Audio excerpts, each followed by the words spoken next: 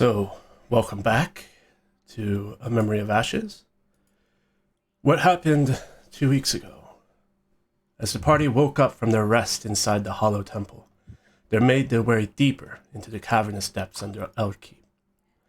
When the party ventured down the circular staircase and into the lower levels of the hollow temple, they were greeted with a giant stone door, with ancient glyphs glowing on the face, saying, "Your salvation has come time, for whom has the grand design. Ancient dwelling for woeful bloodline. Let those who pass be gods of their kind." Using their knowledge of the Bloody Hand cult, and in particular the knowledge of their common deity, the party quickly determines that the door is unlocked by pressing a specific combination of words. Using Dareth's knowledge of his order, the party figures out that the key phrase is, "Your time has ancient woeful gods." And as they press the final word, the circular mechanism rotates, the glyphs all glow simultaneously, and the door swings inwards, revealing a large summoning chamber populated by more cultists with a large stone altar at the back of the room. At the altar, dressed in crimson robes and once again assuming his gnomish form, is their nemesis Maxwell Malabar. Malabar gestures forward, and demons and cultists rush forward toward the party as Malabar begins the Eldritch ritual. The party engages, with Koresh and Pierre providing crowd control, while Ceres, Dareth, and Pierre start wearing down the demonic forces. Malabar covers himself in a shimmering sphere of force and begins a long, droning chant. As the battle rages on, Dareth breaks free of the melee and attempts to make a run at Malabar to close the distance. However, Malabar sees this and with a gesture opens the door that had been connecting both Dareth's and Malabar's minds. Malabar exerts his mastery of memedecancy and begins to modify Dareth's memories of him. Dareth suddenly finds himself in a strange room with a strange gnome, not understanding or remembering why he was there in the first place. Koresh, however, seeing Malabar exerting his influence, intervenes, and with a well-placed and inspired use of the spell magic, is able to dissolve the magical memory-altering effect on Dareth. Tynum, remembering that the Tome of Dogmatic Method contains a specific passage dealing with what to do when your house guests turn out to be elder god-worshipping cultists who have no sense of decorum. Realizing that this passage might be eminently useful for the situation, Tynum sits down in the middle of the battle, frantically searching for the appropriate page. He cannot be shaken from this, even as Koresh tries to force the book from him and redirect his attention to the fray. As the battle leans in the party's favor, most of the cultists and one of the demons lies dead. But Malabar finishes his chant, suddenly drops his scimitar, draws his dagger across his wrist as the blood rushes out, but instead of dripping downwards into the ground, it floats in the air, swirling and gathering over the summoning pit. The ground trembles and shakes before a giant psychic roar emanates from the pit, and the party is thrown backwards as everything fades to black. As they come to their senses, they see all the cultists, including Malabar, crumpled into blood-drained heaps. In the middle, where once was a gaping maw, now stands a trio of impossibly large tentacles with a giant eyeball staring through the center. The party feels a psychic presence in their minds as an impossibly deep voice echoes, "The first seal has broken. We awaken. We will be free." Undeterred, the party gathers their strength once more and launches into combat with the monster. Tynum, now free from his compulsion, burns the monster with fireballs, while Koresh calls forth his cosmic power to help guide the party's strikes. Pierre is ready to launch a firestorm, when suddenly he finds himself compelled to come closer to the creature to hear its thoughts. As he approaches, Pierre's mind is flooded with memories not his own, including a distinct and complete understanding of the High Cronian language. Bliss is short-lived, however, as the tentacles crash towards Pierre, causing intense pain to rack his body. Dareth is also eventually affected by the gaze, and the memories flood through him, replacing those lost by Malabar's magic. Dareth suddenly feels like he may have forgotten a critical piece of information as images of a six-seated carriage riding out of the academy float through his mind. Shaking it off, Dareth is able to land well-placed strikes on the monster, and eventually is able to pierce the eyeball, leading to a geyser of ichor as the monster screams psychically, tentacles flailing as the beast sinks slowly back into the depths. Catching their breath, the party examines their surroundings, finding Malabar's body a strange ring and an even stranger note, written in a language unknown to them and by all appearances in some sort of cipher. In a secret compartment inside the altar, the party also finds gold and a censer attached with a sturdy mahogany rod. They also find a crystal that looks and feels similar to the memachrist that was found in the observatory of Anakdun. However, as the party harvests the secret compartment, they find the ground trembling and roars screaming through their minds. They hastily make their way out of the hollow temple and back up the surface of Eldkeep. As they escape, they're able to usher some of the unsuspecting library patrons out of the library, including Esther, the head librarian. However, despite Ceres's best efforts, not everyone can be saved. The party quickly makes their way out of the library just in time to see the walls begin to crumble and the ornate rooftop give way and collapse. A loud explosion is heard, and a fountain of stone and earth erupts from deep below the surface. A shaft of light blasts into the air, and the party sees forth a multitude of demons, fiends, and eldritch horrors pouring out of the maw. Now, for those of you who need a reminder as to what the note says, you should see it on your screen now. Does it seem like it's showing? See the undeciphered note. Yeah. It's on our screens, yeah. We see it. Yeah. So, you find yourselves at the edge of a large pit. As a shaft of light eventually fades, you can see around you rubble and fire as the buildings around the Grand Library area now lie in ruins. Where the Grand Library once stood, there is now a gaping maw, extending deep downwards, past where even your eyes can see.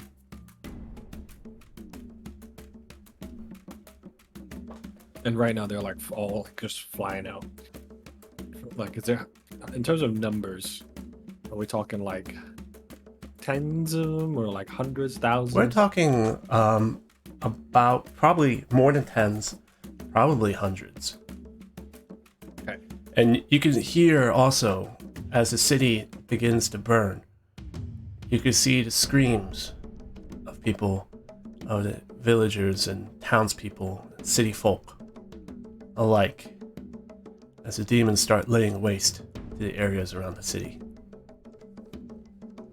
And do they look like they're going any particular direction, or are they just kind of just going absolutely everywhere? They're just going everywhere. There doesn't seem to be any sort of purpose or direction. They just seem to be escaping, flying all over the place. Right, so we need to find the Tesseract and close the portal. Yep. Or my suggestion is we GTFO. Go into the portal? No. If they're all out here, they're not in there, right? So we go in there. I mean, it's a continuous stream, right? The demons have not stopped coming out. It's been about 20 to 30 seconds. You can see that the shaft of light does seem to be fading now. So whatever came out, it seems to be coming in bursts rather than a continuous stream. Okay, how do we get out of here? And we swing by the safe house. I feel like I owe it to Belladonna to alert her. Do we have time? Yeah. Actually, do we know what the teleport? I think we mentioned. They said there were teleportation circles around Eldkeep, right? But we didn't know where. Do we know where? You remember? I think the main ones were near the gates of Axiom, aren't they? You remember that there was one near the gates of Axon, and you also remember that there was another near Civic Hall. But we also should remember that they require a permit to use. Their use is highly regulated, and apparently, if I remember correctly, you can only transport within the Empire. Or sorry, within the Republic. We're not in the Empire. Well, at this point, anywhere else better than here. What does it look like for the civilians right now around? Like, is there anyone injured? Is there anyone, like, trapped under rubble? There, What does it look like? there's a lot of people injured at the moment. Just looking around you, you can see what looks to be a lot of fallen rubble, a lot of people screaming, a lot of people running. The bodies that you can see sort of lying on the ground don't seem to be moving. Okay, so there's no you need no one who would benefit from any help at this moment, really. Not in this specific area, no. I'll Okay. turn to the librarian and say, "Do you wish to come with us, or will you be rejoining your own people?"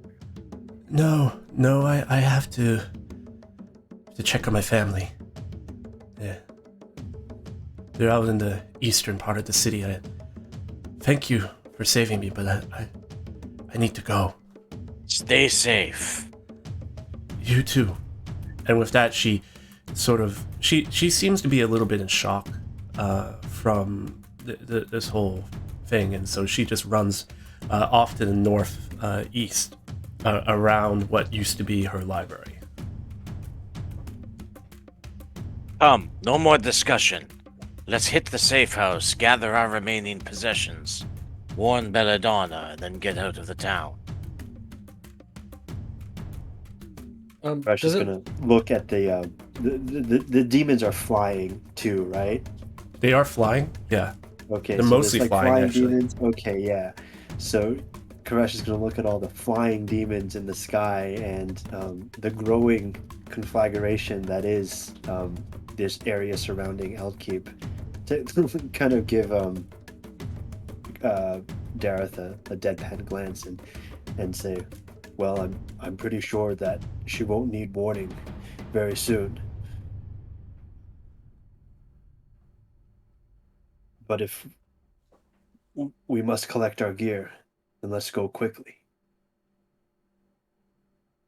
Pierre's gonna start walking that way or running, just quick jogging. Okay. Yeah, hustling along. Einan's gonna follow. Yep. Okay. So you all are all moving back down towards the safe house.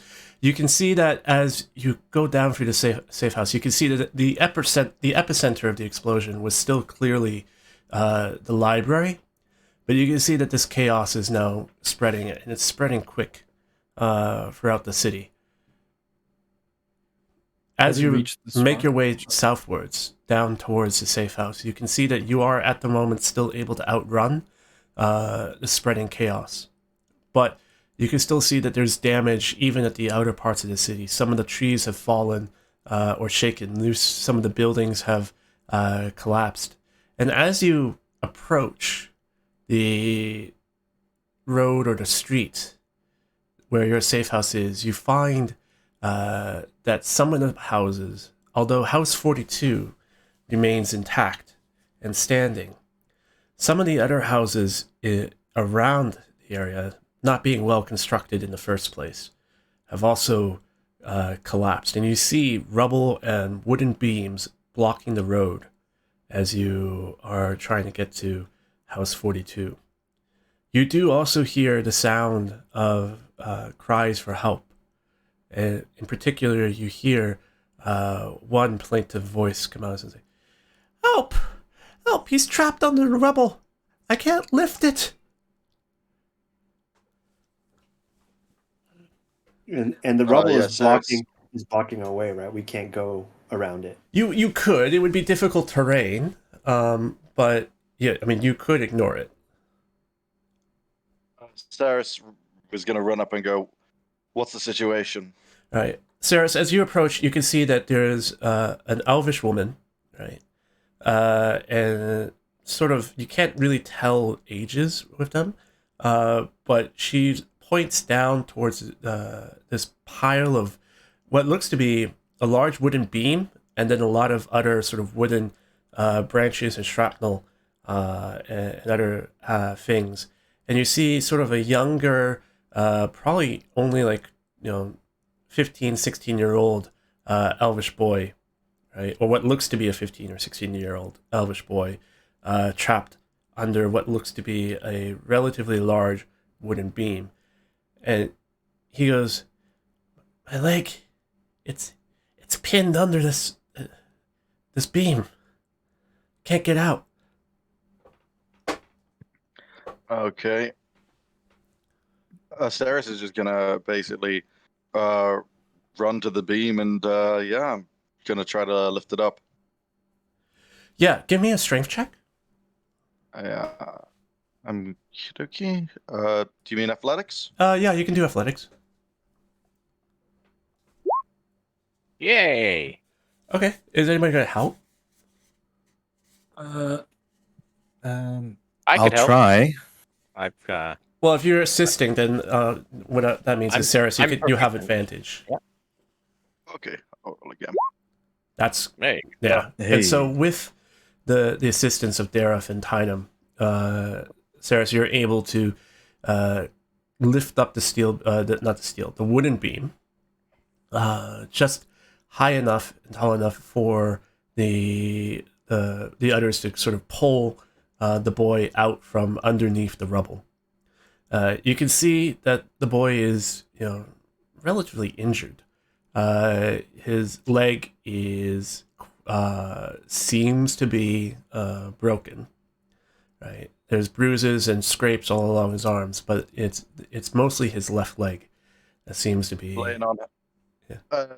If it helps, I could lay on hands immediately. I've still got five remaining in that. Okay. So Yeah. I'm gonna lay my hands on him and see if I can help Sure. undo any damage here. So as you lay hands on him, you can see that it heals a lot of the major aspects of the damage. The bone seems to mend and set, but there's some gashes. So he's still bleeding.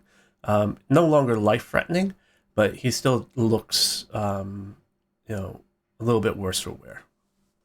Yeah. Okay, then I'll slap. I've got one last. I mean, by gashes, do you mean like walk through brambles, or do you mean hit with a hatchet? No, it's more like scratches, like walk through brambles. Like you could. Okay, he'll be fine. He'll be fine. He'll So be it's fine. it's not like I said. Yeah. He's not. It's not life threatening damage. It's just he just looks like he was in a bad scrape or a bad fight instead of trapped under a building, sort of. Okay. Who did you go to? I'll go to the parent. I go. It's not safe in the city. Get out as soon as possible. Right. That's all. And the woman points to essentially the house, which is right next door to House 42, and says, "That was our home. We've got nowhere else to go." Run. It's the only advice I can give. Right. And she sort of gestures to the boy and goes, "Aaron, can you walk?" Aaron says, sort of tests the leg, and with the lay on hands, he's probably got a little bit of limp, but he can still move, and he can move now at least. And he goes, yeah, I think I'm okay. And the woman gestures and says, "Oh, we should take this elf's advice. We should go. Thank you for your help." And the two of them run off into the alley. Laster be with you. They don't really respond. They're a little bit too panicked to do the formal farewells and greetings. But they do disappear off into the alleys. You are now able to make your way, and as you approach House 42, and you enter, Belladonna is in the foyer. As the door opens and she sees you come in, she pulls out a dagger, not realizing that it's you. But the second that she sees your faces, she slips the dagger back into her sheath.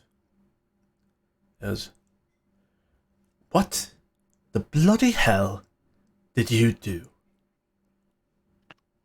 There is not much time to discuss, my good friend and hostess. I suggest that you leave the city as quickly as possible. Have you heard anything from our friends at the monastery? Not at the moment. I was expecting a response when all hell broke loose. I fear that I have been betrayed. I'm going to have to go underground. Why do you say that? There is no time to explain, but I think I will no longer find respite through those that I counted as allies previously. Uh, You my know. suggestion to you is to avoid them.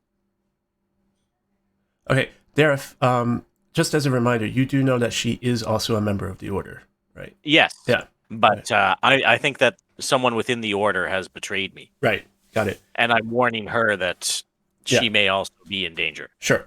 So Belladonna sort of turns to you as looks at you as, look, we need to find a way out of here first. I need time to come up with an escape route.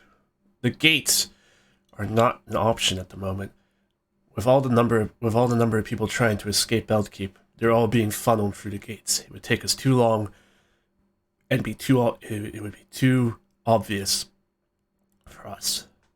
I do not trust transport by water right now either. Too easy for the demons to sink. There's the teleportation circles. There's one near the gates, but that will be surrounded by people at the moment. There's another at Civic Hall. I might be able to get us into that one. But to do that, I'll need some time. You look like you could use a sleep anyways.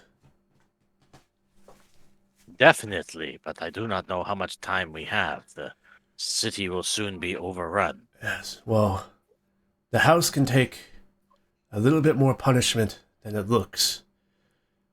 We built this on the purpose of it being a safe house. We weren't going to build something which would collapse immediately. But you have maybe 6 or 7 hours at the most. After that, we have to go regardless of what we have come together in terms of a solution. You are suggesting we just wait here and allow those monsters outside to run rampant and just do whatever while we rest? I'm suggesting you spend the time that you have in here resting and coming together with a plan to save your skins. You're not going to be able to save everyone in the city, and it would be foolish to try. I know that I was wounded down in the pits and would appreciate a chance to dress my wounds. Your rooms are still there. Make good use of them. Who knows when you're going to get a chance for a warm bed. If your house is so secure and safe, others could find refuge here. It's not the purpose, and if I allow others in here, it increases the risk for everyone. You're friends of Dareth, which is why you're allowed lodging here. Otherwise, nobody but members of the Order are intended to stay here. And that's the way it's going to be, regardless of what's happening outside. You are Belladonna, selfish and cruel. People are She- dying. she is pragmatic. We Ha. are her guests. What is? She No. has shown us nothing but generosity and assistance. But leaves everyone else out there to die horrifically. That's not pragmatism. That's selfishness. That's We cannot cruelty. fit. We cannot fit an entire city in Belladonna. Who says an entire? Who says an entire city? You can But call we can it, gather what we can who will fit in here. you can call it what it is. I am not opening those doors for anyone else, and it's my house.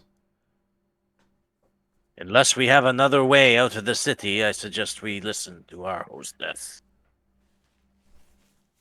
And I don't know about you, but you should be making plans on how to get out of here. I'm going to be busy trying to figure out how to get you out.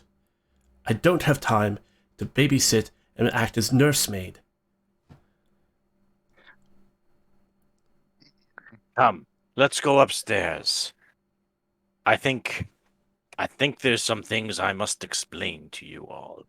Things I have not shared previously that are suddenly becoming very relevant. Lead the Listen way. to you. I listen to you, but once you're done, I'm going back out there. We will cross that bridge when we come to it. Right now, we have more pressing matters. Okay, so what's the plan? Well, I guess we'll head upstairs. Dareth, and Dareth listen. wants to tell us something so important that it We'll listen must to come out Dareth. during a We demon attack. So, there's going to be a bit of disclosure.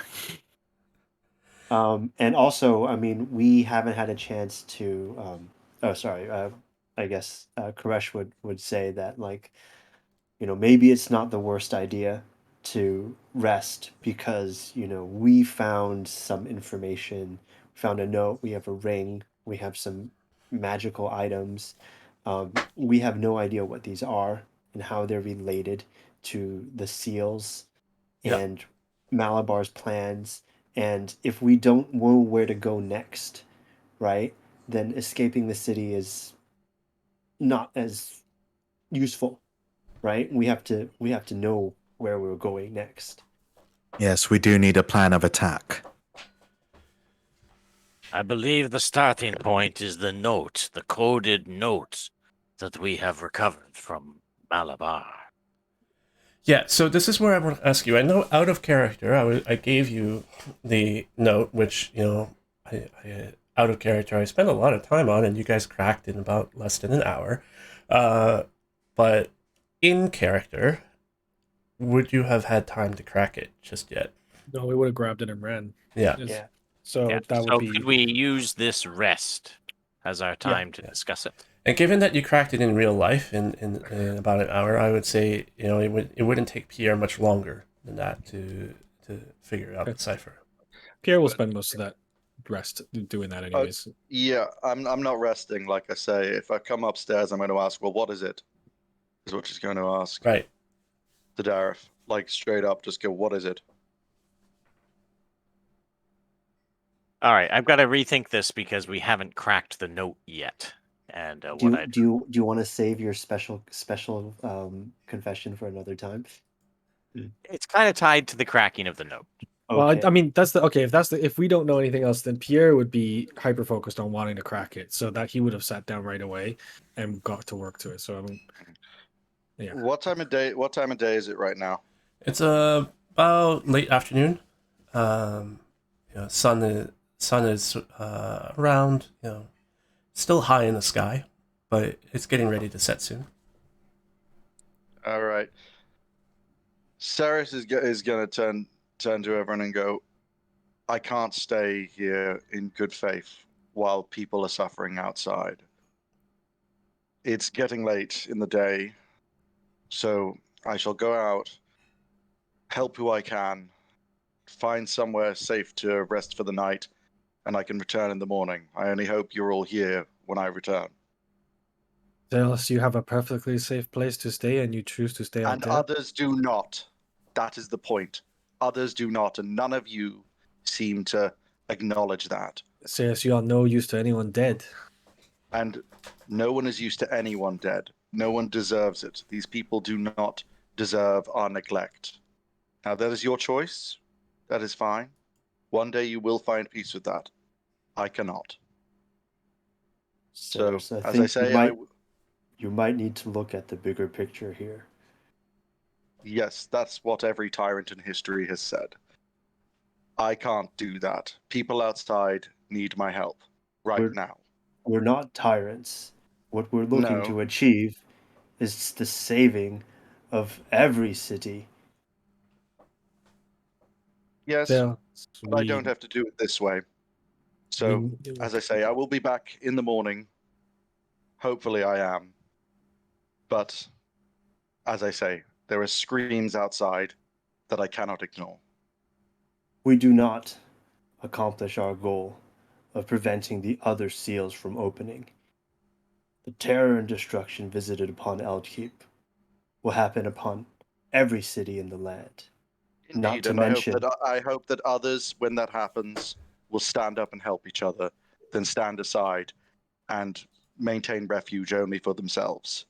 So, I will be back. I do not intend to die out there, but I must go and do some work before I do take my rest. Ceres, So, you have been a Ceres is going to valued pick up her shield. you have been a valued ally, but you must Why do you- understand that when Belladonna says it is time for us to go to the teleportation circle, if you are not back, we must go without you and wish you all the best. That is When will true. that? Well, no, I hope to be back for then. Yes, if you are not, you have our thoughts. We wish you only the best, but we will not wait. If Do you it is have our any only idea when she chance, will be complete? She told us 6 hours. Then So I'll when be back she in 6. Then I'll be back in 6 hours. when she says it's time to go, we go. I'll be back in 5. how is Ceres doing? Would we be able to tell? Like, are you fighting fit, or are you like pretty? Do you look pretty banged up? Pretty much close. I'm pretty much close to full health. No spell slots. No spell slots, but yeah. No lay on hands. No. I've got one spell. I've got one second level spell slot. I've got a cure spell left. So if I got low, I could cure wounds. I'd keep that backed up for myself, you know. But I'm basically for the next few hours. I'm gonna head out. I'll be back if she said it was due in 6 hours. I'll be back in 5. But yeah, Ceres is gonna pick up her shield, nod to everyone, and she's gonna head out to the streets basically to offer any help she can to others. Sure. Before she leaves, then Koresh will place a hand on her pauldron and cast Enhance ability. I'm going to give her Bear's Endurance. Ceres turn to you, turn and go, "Thank you. And wish me luck." All right, Ceres. Let's hope you don't need all your strength to get to the teleportation circle when Belladonna is ready. All right, Ceres, as you go back downstairs, Belladonna sees you as you're leaving. She turns to you and says, "Look, I overheard the conversation. I can't stop you. Don't want to Of stop course you. you did. You have about 5 hours. At least that's my best estimate. We'll wait for Fine, you." then I'll be back in 4 hours if that's your measurement. No, I mean, we'll be ready in 6. You come back in 5. We'll wait for you until then. That's the minimum safe amount of time. Right? If we can wait longer, we will. But if you're not back within 5 hours, then we might have to go without you. You have my word. I will make that time. Good luck. Ceres, you're going to, as you go out into the city, we will pick up with you in just a bit. But for right now, we're going to turn to the rest of the group who are still now in Dareth's room. I don't mind. It gives me time to eat my dinner. Yeah, enjoy it. What if she gets to the final hour and she sees someone in dire need of help? I fear that Ceres may let her morals get the best of her and we will not see her again. She lives by her code. We can only respect that. I am more interested now in the note. I Wait, wish I see. to unlock its secrets if we can. We are going to have to teleport somewhere. Perhaps the note will reveal where to go. I have been looking at it and I have a couple letters, but I think it would take me a little bit to figure it out. Do you have any things that you think could help us? Anything you know about the people we are dealing with, or So if we could, Eric, Mm-hmm. I'd like it if in character it played out a bit like we actually did it last time, Sure. where one of the keys to unlock it is as Pierre is coming up with letters and words are starting to appear, and some of the letters and the name on the note start to become revealed. Yeah. And then Dareth, in an almost dead voice, suggests that we try letters that would spell that last name out as Thora.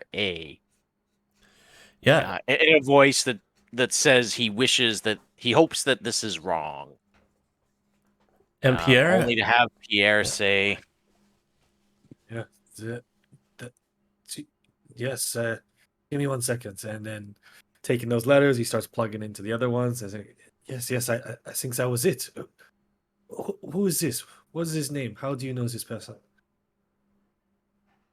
and Dareth just sits there staring at it in silence longer than he should. Dareth?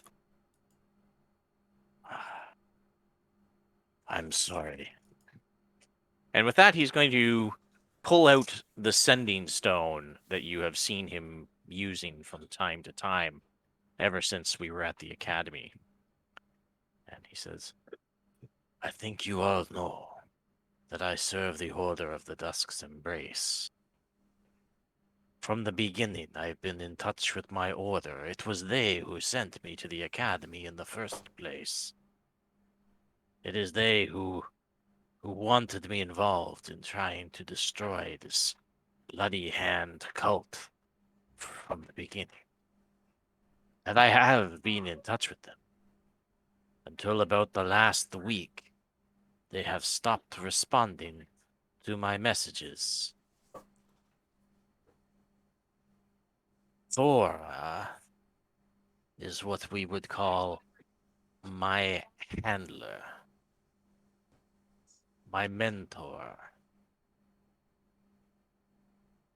It appears that I have been betrayed by the one I trusted most. You've probably suspected that my order believes in the coming of a great cosmic power that will one day wipe the world clean. But everything that I have been told is that this is not yet meant to be upon us. And I do not know if I have been a useful idiot for Thora, manipulated into pushing her agenda forward. I do not know if there is a conspiracy within the monastery. None have answered my messages.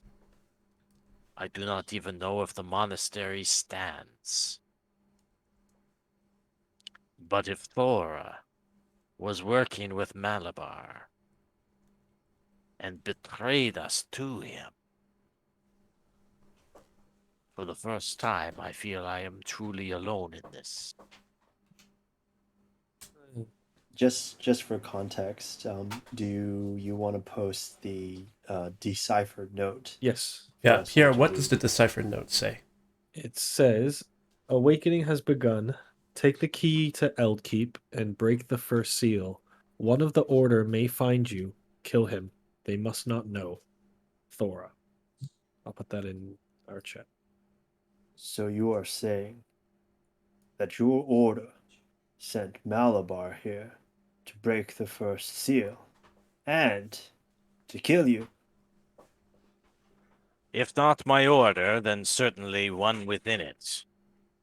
I do not know if she represents them all, or some faction. Perhaps the cult has infiltrated even us. But the only one I trust at the moment is Belladonna.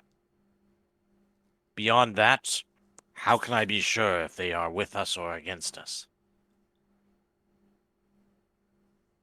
Well, just to make sure, like you said, your order believes in a great cosmic cleansing of this world. I want to ask about that. You know of your Order speak of a great cosmic event, and we have been tracking a possible great cosmic event this whole time, and you did not seem to say anything. Was I this not reached out to my people early on. You will recall that there were times when I recognized the name of this being, because some of the language is that which we use in our own teachings and rituals. But at the time, I was assured that our order had nothing to do with this. Nothing to do with Malabar. And I believed them. Do you think that is there any chance she could be working alone, or is this the entire order? If it was the entire order, why would they not just tell me what to do? The fact that she has betrayed me makes me think that she is a mole.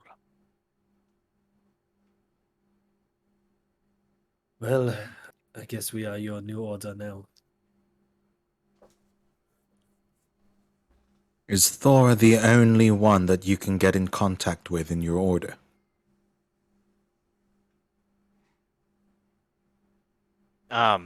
Remotely? Yes. But you'll recall we were able to find Belladonna in this city.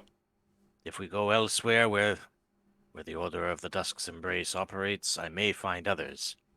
But again, they could betray me knowingly or accidentally. I do not know who to trust. And in Belladonna, we can trust her. I trust Belladonna. If she wanted me dead, I fear that we already would be dead. Well, I seem to recall one of the earlier notes that we found indicated that one of the seals was located where your headquarters is located. Yes, the riddle did seem to suggest that. So, given what we know now, Hey, GM and Workshop. that Thanks for the there is raid. perhaps a rot that spreads through your order, perhaps that might be our next destination. I do not know how we will explain it to her, but that same riddle seemed to reference the people of the Timeless Light. It is possible that Ceres's order has also been infiltrated. But again, good luck trying to convince her that. Well, let's see if she returns in a few hours first. I think. Sitting in Belladonna's safe house, I mean, can we hear what's going on outside? You can hear, You're muted. yeah, you can hear that there is a little bit of ruckus outside. It doesn't seem to be quite close. You can hear sort of more distant, sort of screaming and shouting and stuff like that, but nothing that seems, immediately to be in the vicinity. Okay.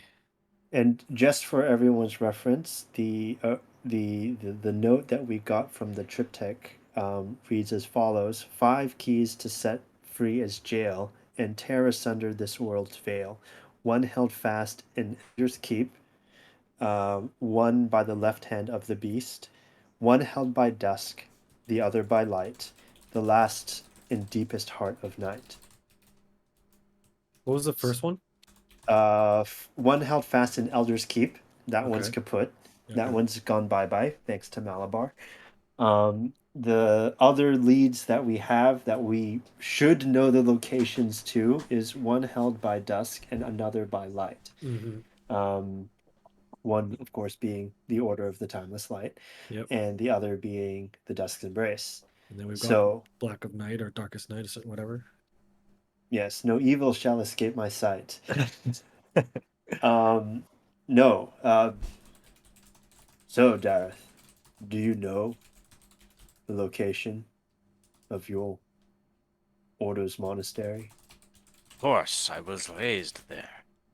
We can travel there. It is here as part of the Republic, although in the north. The north it is. What would we know what the closest major city to Dareth's monastery would be? Yeah, Dareth would know that this is near sort of the area of Timberfall. So if I see if I have, I don't have the world map up. You know that this would be up near Timberfall if you have the map. It's sort of near the northern mountainous ridge up there. It's probably a little bit further north in there, but that's where that would essentially be starting. That's the closest bus stop, basically. Essentially, yeah. Okay. Oh, I've got the map up now. Sorry, where? Oh, right up in the. Oh, Yeah, I see it. yeah. It's not close, man. Way up in the corner in the mountains. Yeah.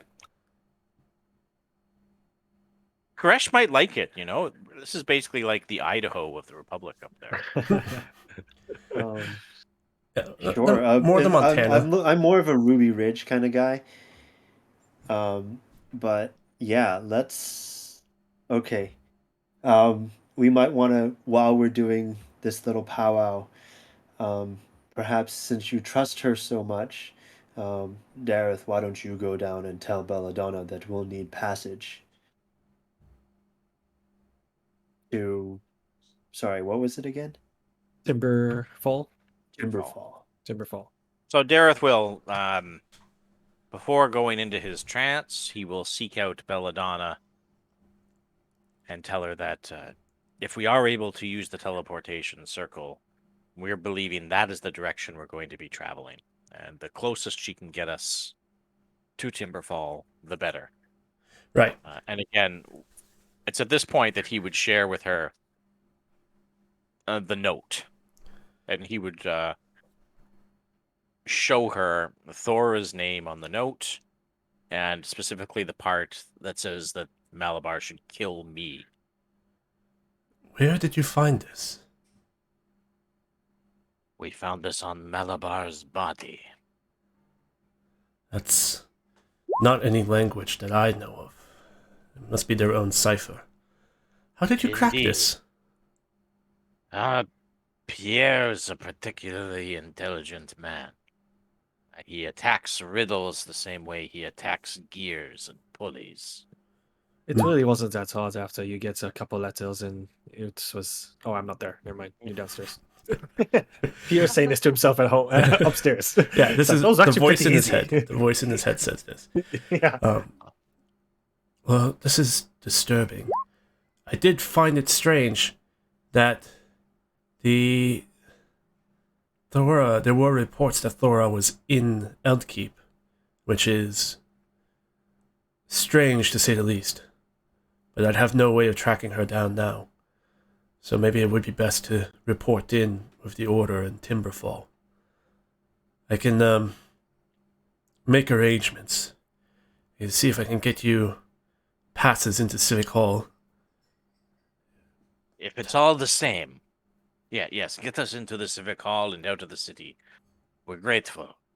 When discussing with our Order, however, I would appreciate it as far as they know, you have not seen me since we descended into the library. It might be best if they believe me dead, or at least that I had not been in touch with you since then. It might be safer for both of us. You know this impacts every member of the Order, right?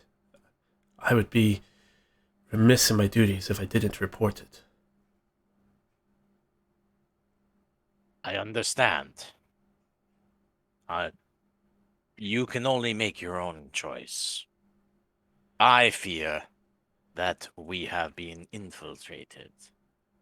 I fear that we have enemies among us, including the one I trusted more than any other. It's impossible to know how far the infection has spread. And if they decide to come after me, if they think that I know too much, and they know that you have been helping me since the demons burst out, then they may wish to silence you as well.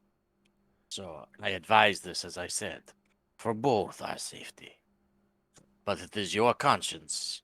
You swore the same oath as I, so I will lead you to conduct yourself as you see fit.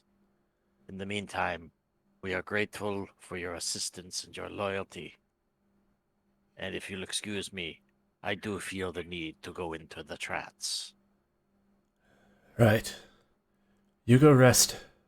I'll try and make arrangements. And she sort of goes off into the foyer. You can see her pulling out sort of a series of a group of sending stones. She seems to have like a whole chain of them, essentially. hidden in different places around the house. Like a Hong Kong cab driver. A little bit like a Hong Kong cab driver. Yeah, exactly. It's what happens when a sending stone only works, with one specific contact.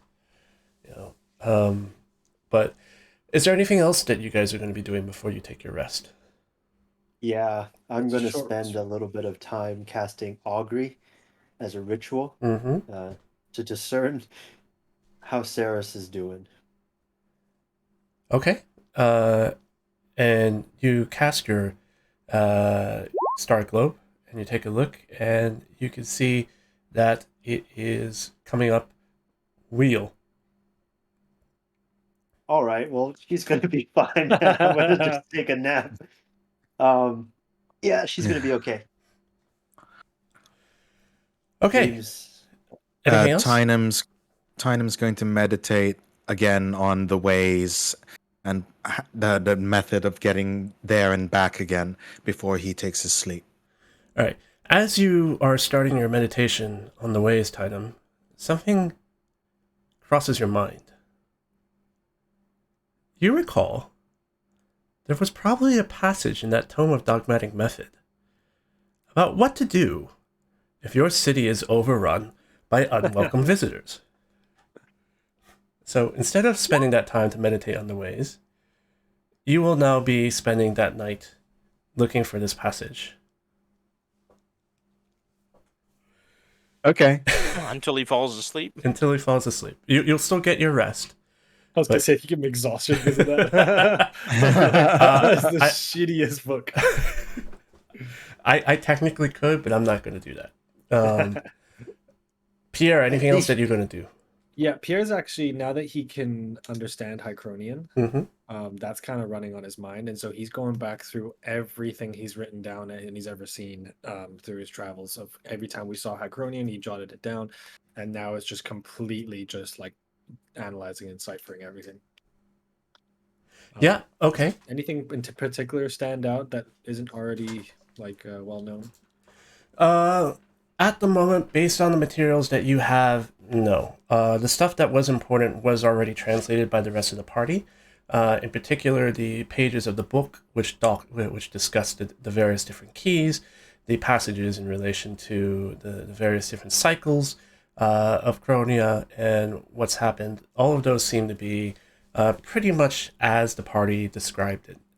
You don't find at the moment anything which is unique that hasn't yet been discovered.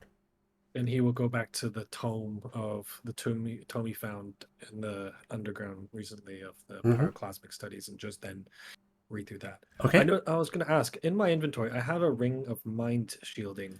Yeah. So I had remember to add that how- ring to your inventory. You don't technically know what it is just yet. It's still just a mysterious ring, but you can tell it's magical. Oh, then I would have cast identity. Where did I pick that up? Is that the ring that It was on Malabar's body. Malabar's ring. Okay, then I'll cast identify on it. Okay, and then you will discover that this is in fact a ring of mind shielding, which, as I've noted to the party before, theoretically, you would be aware that this could potentially shield the effects of memeticancy. Okay, I'll wait until the party's had their rest before explaining everything. But then other than that, yeah, once I've done, I guess I would have done that very first thing, and then the rest of the time spent time reading my tome of pyroclasmic studies. Okay. Keep in mind, this is sort of 6 hours, so in order for you to get your full rest, you are probably going to not going to be able to spend a lot of time. Yeah, I'll meditate for the 4 and just the remaining do those 2 things. Okay. In which case, we will switch over to Saris. Saris, as I noted to the party before, there are sounds of screaming and shouting and general panic from outside the house walls. But one thing you notice is that as you exit the house 42, you note that there, aside from that elvish mother and the boy who you rescued at the entrance of the street, there don't seem to be much of a presence in terms of everyone else. It seems like those that were injured in the immediate vicinity were the ones that you saw in the street, and that those who could have run did run. And you don't see in the immediate vicinity or the area anybody that needs to be saved. You do, however, hear screaming coming from both the north, the west, and the east. Yeah, well, I don't want to get out of this neighborhood.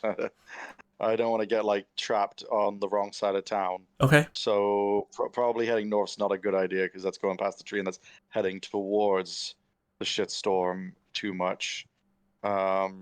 Because yeah, that's there's just endless monsters crawling out of there. There's not You're not going to be all by the tide. So you said from the east and west. Flip a coin. I'll just flip a coin. Just can you see? Shoot. What the hell? I'll go west first. Okay. So you head west towards the Oculus, right? And you can see towards the streets again. You can see rubble strewn out everywhere, as if there was essentially there essentially was a giant volcano in the middle of the city that was spewing rubble and debris everywhere. You can see elements of it, bits of ash and stone and dust, sort of still floating around the city in general. And as you get closer to the Oculus, you can hear that there's sort of more plaintive cries and a little bit of screaming, people in pain, people trapped under rubble. You have 5 hours, you said, to do this. So I want you to roll 1d8, and you're going to roll that 5 times.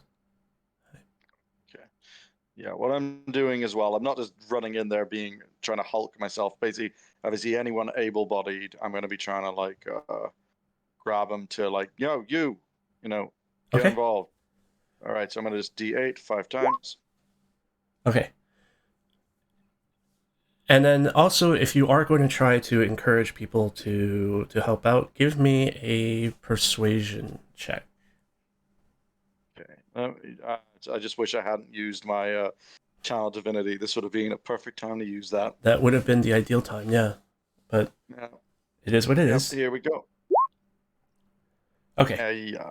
So you do try to convince them, and it has some limited effect. You see some people sort of stop. They see the armor, they see your sigil, they see that you seem to be taking charge of the situation, but the sheer uniqueness and magnitude of what they've seen is just, it's not enough to break them out of the panic. So you're only able to really enlist 1 or 2 other people to help lift out people from the rubble. You do note that over the course of about 4 to 5 hours, by helping move rubble out of the way, help clear debris, help sort of organize brigades to help get people free and to safety, you're able to usher about 21 individuals to what look to be somewhat safe locations, or at least places where they can at least take a little bit of rest before they are able to find a way out of the city. Right? You sort of find houses which are still intact, or shelter at the least. As you get closer to the Oculus, you can see that the Oculus, being quite sturdy, seems to be relatively untouched.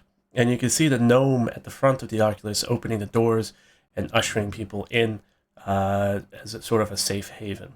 And so you're able to direct those people in there.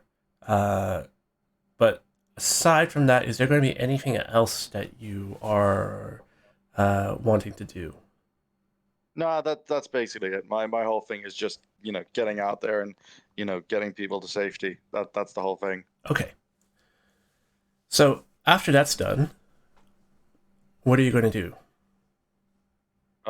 What's my time looking like? It's about 4.5 hours since you left. Heading back. Okay. I made it. That's just Sarah's gave her word. That's that's binding. So yeah, getting back to the safe house. I'll wish people well. I'll tell them the city is don't think you can hold out here forever. The city is going to fall. They're not going to stop coming out. You need to find a way to leave. Don't try to cross the center of the city. Mm-hmm. Try to see if you can find a way out the south side. Okay. Fair enough. Yeah. You make your way back to House 42, and the night sky it's now nightfall. Night has fallen, and you can see the moon sort of hanging high in the sky. And you can see flits and shadows and still screams and the embers of a burning city seen glinting and reflecting off the clouds in the horizon. We're going to come back to you in just a second because we're going to shift back to the party. The party, your rest is undisturbed. That does not mean it is peaceful. As you sleep and as you meditate, visions of the tentacled monster, of Malabar offering himself up as sacrifice, and a blood-red sky fill your dreams. With these visions of a world in flames, both in the present and the future, you see a beast on the horizon, same one that haunted your dreams before, as it turns and roars and burns the world. And you find also a newfound strength in your dreams as you all level up. So you are now all level 7. Hey, let's go. So Alright. with your rest, you now get to fill up to your new max HP. You get your new spell slots. You get your new, everything new. Saris, you don't get this yet. But we're not quite done yet, right? Because as your consciousness borders on that brink between dreaming and waking, you can hear something new echoing in your head. The voice sounds familiar, but at the same time, something which you can't quite place, as if there were a name on the tip of your tongue, but you can't quite remember where it came from. And the voice speaks into your heads, saying one word over and over again. Freedom. Freedom. Freedom. Does it sound like a trucker? It sounds exactly like I said. It sounds like something which is both familiar, but you can't quite place it. Sounds like something that you would know, like this is a voice that you have heard over and over again. But at the same time, you can't put a face to it. You can't put a name to it. Can we perhaps put a bulbousy, tentacly eye to it? Not at the moment. Okay. But this is what wakes you from your rest and your dreams. And as you awaken, there's two things. I need everybody to roll a perception check. Including me. Saris, you don't need to at this point. Because you're going to... You are just coming back to the house at this point. Koresh and Dareth, you both will notice this. As you awaken from your dreams, and you awaken from your sleep, there's two things that you notice at the moment. The first is that it's now nighttime, and you can see the moonlight streaming through the shuttered windows. The second thing that you notice is that everything has gone eerily still. And you still hear a faint whisper in your heads saying, "Freedom, freedom."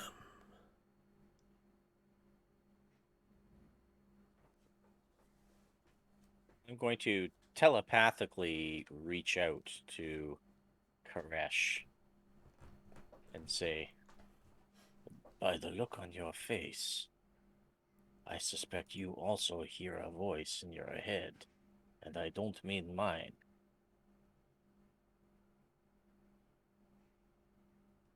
Resh will turn to face Dareth and give him a slow, knowing nod, with a furrow in his brow.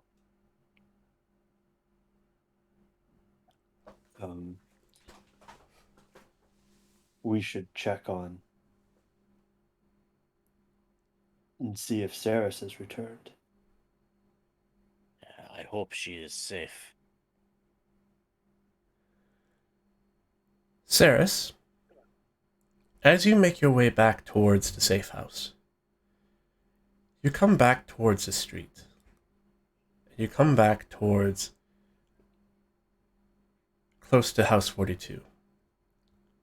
And you notice a couple of things.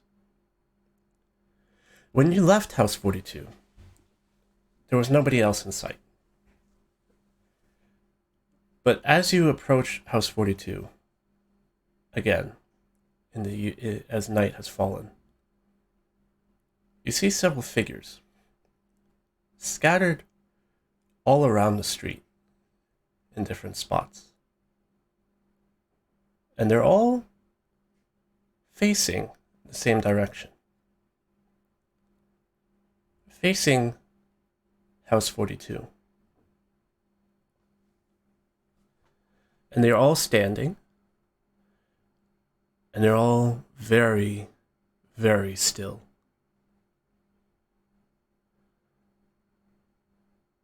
As you get closer, assuming you are getting closer, Yep.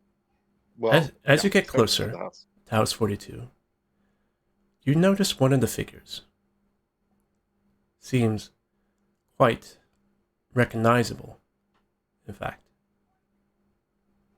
And you see the boy, Aaron, that you rescued from the rubble earlier that day. And he stands stock still in the middle of the street, again, staring at House 42. Saris, give me a perception check. Can do. Or is it perception or insight here? Oh, yeah. Ooh. Yeah, you see Ooh. Aaron in the middle of the street. You recognize the features, you recognize the face. That's about it.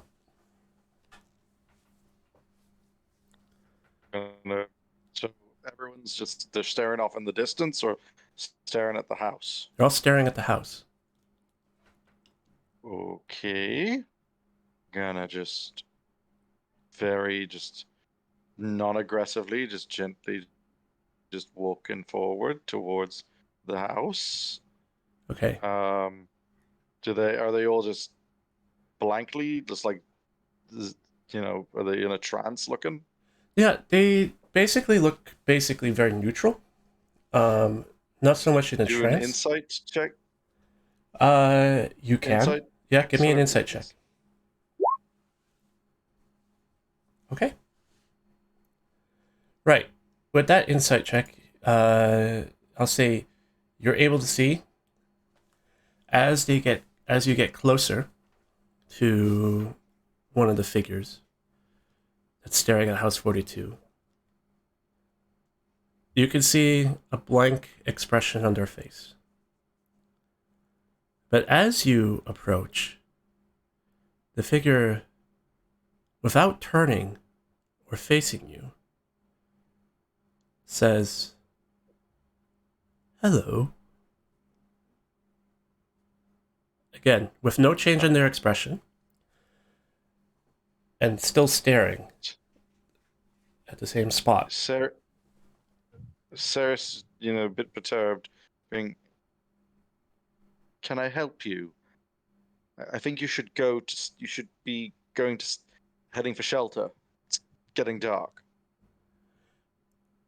And the figure that you've passed, again, without turning to face you, just goes, "Shelter? Yes. I should go to shelter." Are you crossing in front of this person at all? Well, I'm gonna head to. I mean, basically, I can tell. I mean, I don't have to be a wizard here to Yeah. tell something weird's happening. Yeah. So I'm gonna head to the door of the house. All right. As you head towards the door of the house, you're probably going to pass through, let's say, about 4 of these figures who are just sort of staring, right? And as you pass them, something very strange happens. The first person, again, without looking at you, says, "I should find shelter." The next person then goes, "But I've been sheltered." And the next person goes, "For so long." And the next person, "So long." Okay, get the fucking.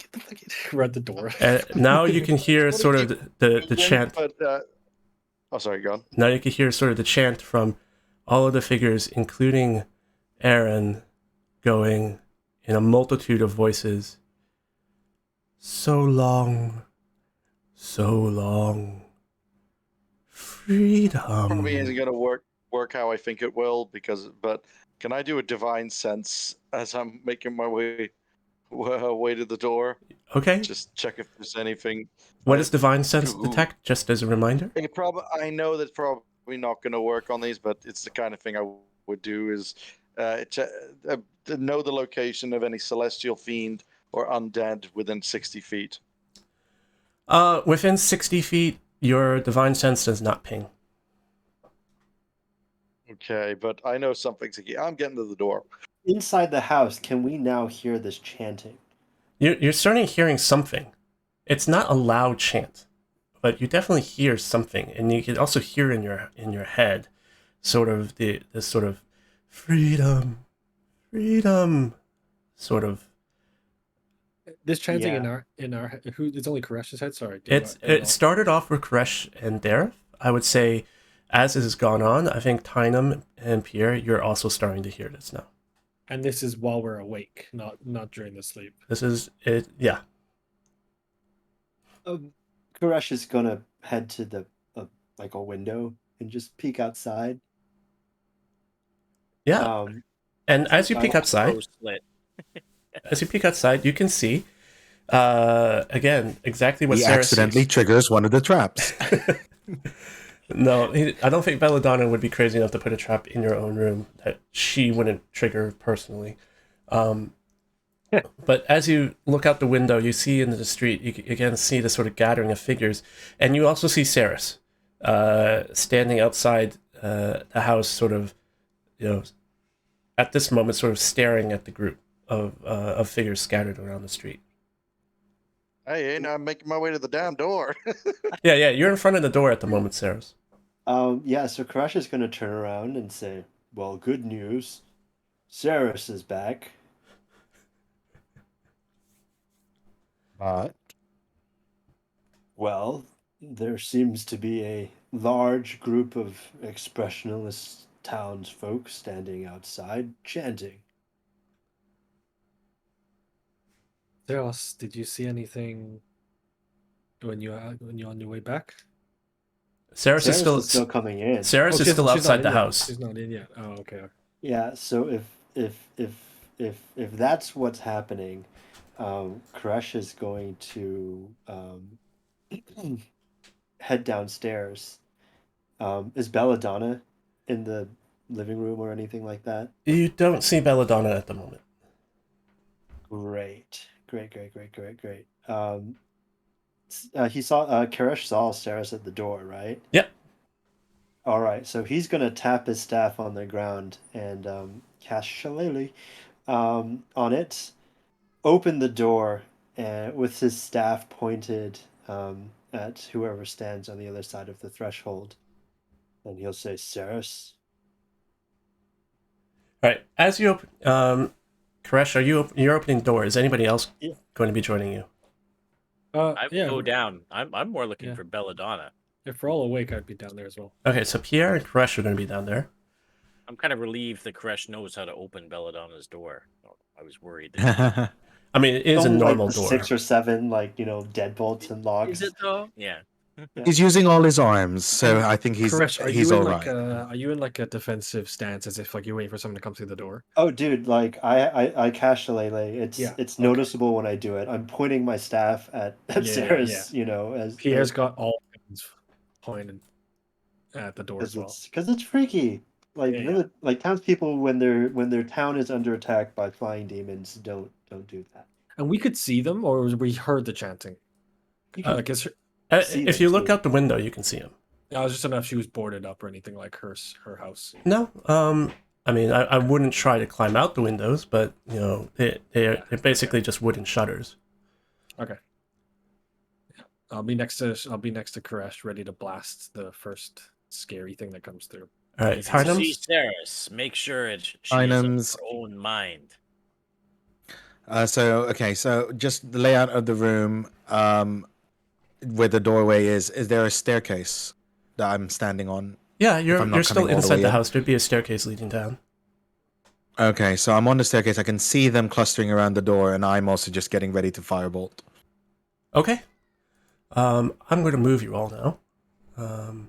Let me just set something up. Oh. Fancy. Move you over. Children of the Corn.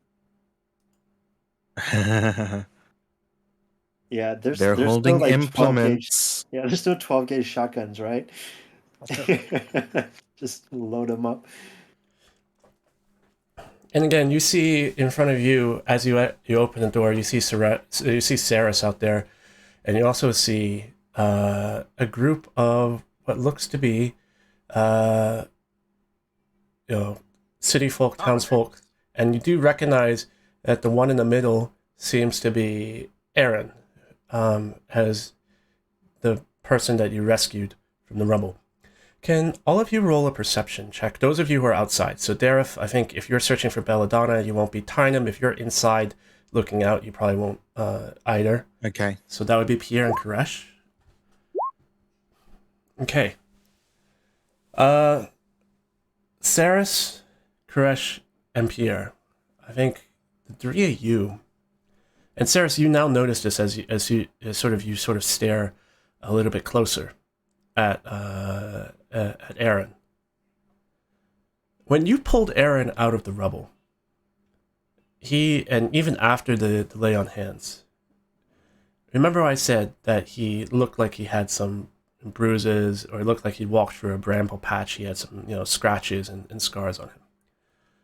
But now that you've taken a closer look, he seems pristine. Doesn't seem to be a scratch on him. but he still has that sort of blank, expressionless look as he just stares at the house. Koresh, with that perception check, you notice this with Aaron. But you also notice something based off of your druidic senses. You smell something, actually, on the air. And maybe it could be the fire, it could be everything that's burning with the city. But something definitely smells off. Almost as if you could detect a faint sense of sulfur.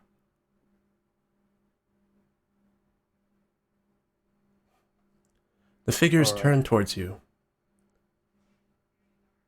And they say, again, almost as if they were going down the row, and almost as if they knew what every other of the people are going to be saying, as if it's all one passage coming out of a multitude of voices, going, "We've been trapped for so long.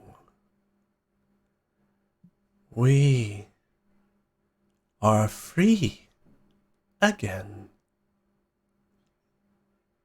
So much to do. So much to see. So much to eat."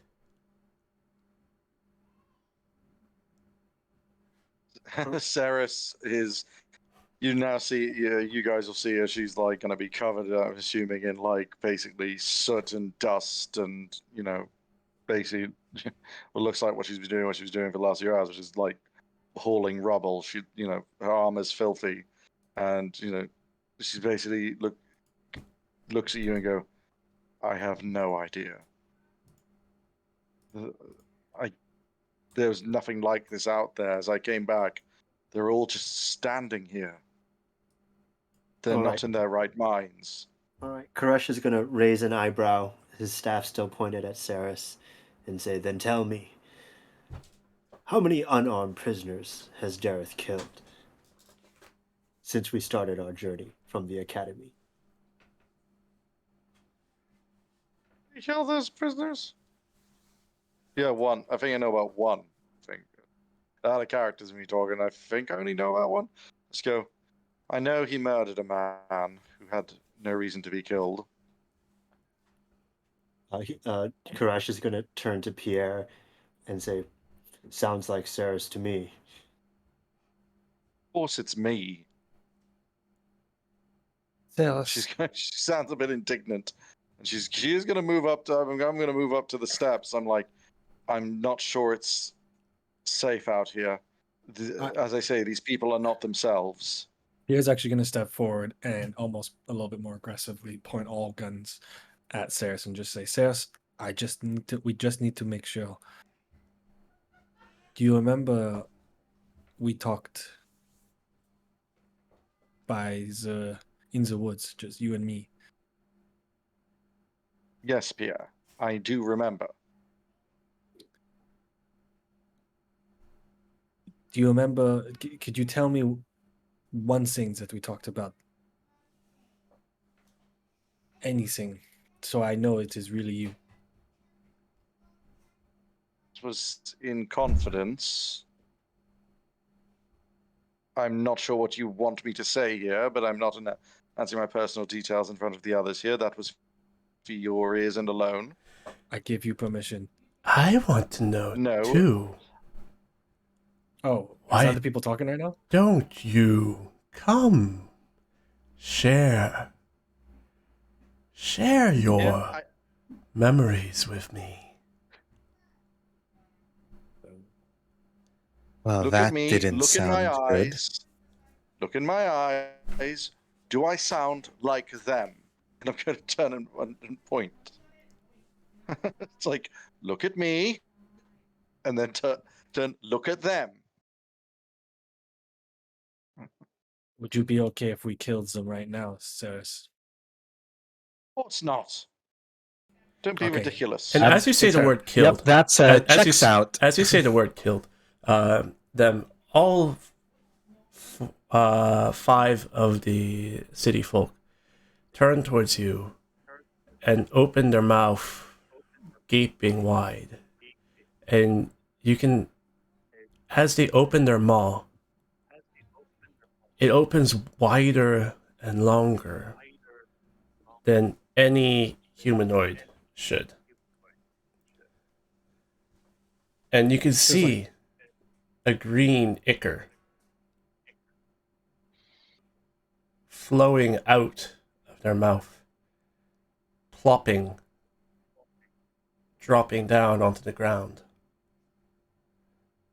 As before you, several oozes start to form.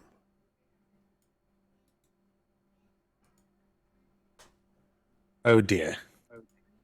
So their bodies just hit the ground, you're saying? Well, the bodies hit the ground. They essentially, all of the oozes come together, and you can see the city folk essentially begin to lose cohesion as they sort of morph into sort of a more amorphous version of themselves. Facial features beginning to shift and deform. Ceres looks visibly crestfallen. And like you see her gripping a hammer with visible anger and rage at this. She goes, and you can just see her, and she's muttering under her breath, going, "Damn it!" As you do that, Pierre will put one of his hands on your shoulder and say, "I'm glad to see you made it back, my friend. Now, let's do what we can with these people." Yeah, in the moment, There- Koresh, sorry. Oh, she just goes, "These aren't people anymore."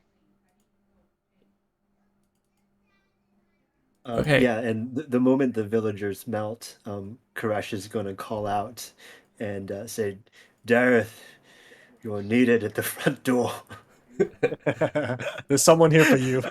And with that, I need everyone to roll initiative. Ay, ay, ay. Remember to select your tokens, folks. Just Don't about forget to to do- select your tokens. Yeah. Yep. Ay. Second one of the night for me. Use them up. Yeah, I've been rolling low.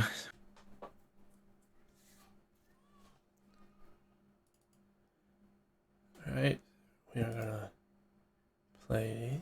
Oh yeah, we'll be later on we'll be asking some 2 directions and it'll be like flat 20s. But like right now, this is gonna be What did we say happened to the people after the oozes came out? They lost cohesion. They lost cohesion. They're They still became there. the slimes. Yeah. They still stood there in a trance. they basically became No, the they're like the green. like the Senator and X-Men.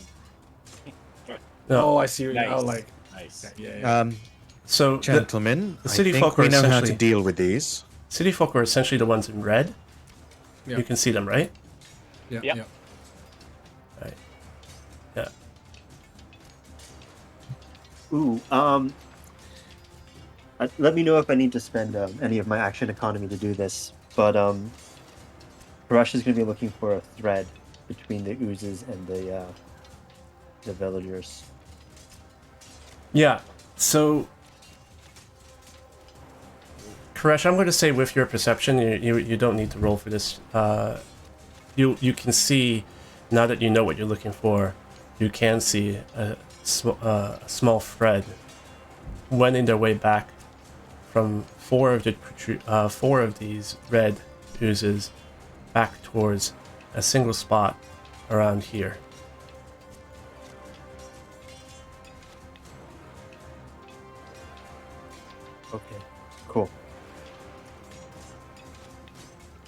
Okay. All right. Okay. Dareth, you are first up. Hearing, I think it was Koresh called for me. Yes, I So- did. I think I have 45 feet of movement, 90 if I dash. So I'm quite happy to say I used my first turn to get here, Yep, if that makes sense. that's fine.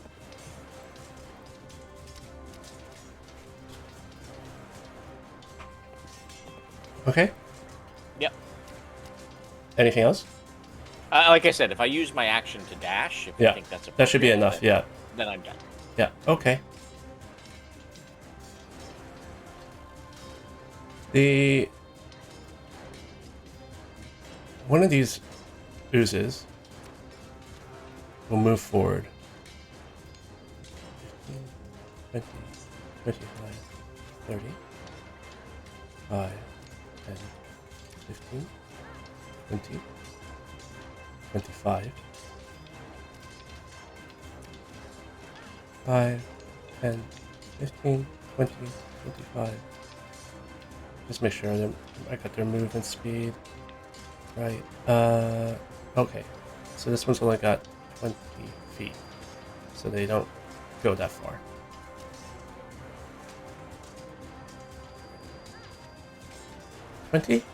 Right. And one of the city folk is going to point towards Saris. And Saris... Actually... Wait, hold on. No. It'll point towards Koresh. Koresh, I need you to make a wisdom saving throw.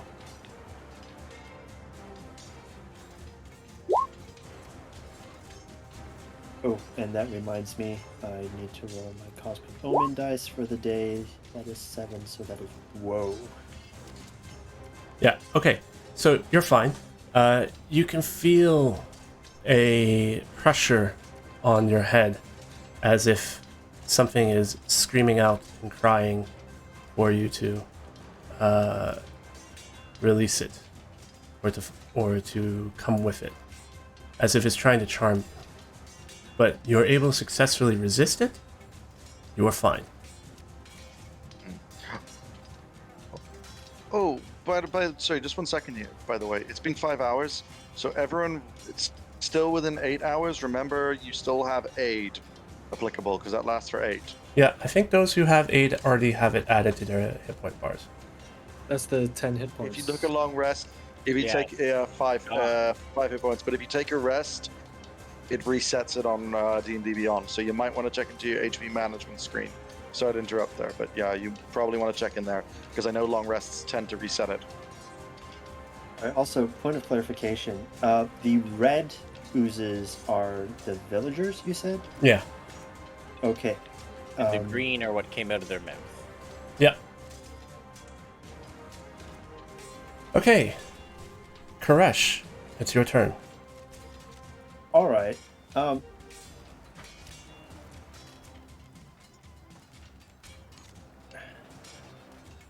So the villagers are still there, but they're like oozy? Yeah. Okay. Is it similar to what happened to Jasper? It is. It is very almost similar to what happened exactly to Jasper. like what happened with Jasper, except Jasper was one person. This you can see multiple. And the threads all lead into this alley here. Yes, that's what it looks like. All right. So Koresh is going to call out to the rest of the party and say, it's just like the observatory. There's a thread connecting them to something over by that alley. And he is going to... It's a very small, thin thread, like gooey strand, right? Mm-hmm. Okay. Yeah. Koresh is going to Misty Step here, 30 feet. Can I see now what lies down this alley? You can. In fact, as you look down the alley, you can see what look to essentially be, bits of the wall and the ground and elements of the tree. You can see it's actually covered in what seems to be a thick red slime, and you can see all the threads sort of leaning towards it, and you can see it coalesce as a giant ooze takes form in front of you. Oh, I have a few regrets. I got you. Don't worry. I got you. All right, so that was my bonus action and a spell, which is fine. Okie dokie. I am then going to.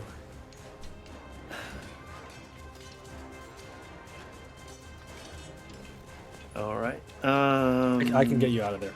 Yeah, but we gotta. I mean, Koresh wants to hurt this thing. I'm gonna chuck a produce flame at it. Okay? fire good. So produce flame, he'll have to make a wisdom save, right? Wait, no, sorry. Did not. Oh, there we go. That's a 12. Right. Ooh.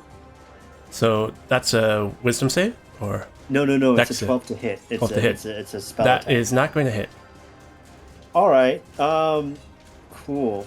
So what I'm going to do is spend 30 feet of movement. Very. Can't. I'm gonna take an AOO here somewhere. Yeah, I'll take one AOO. I just wanted to see what we were fighting. Yeah, I'll take an AOO from this guy if he chooses.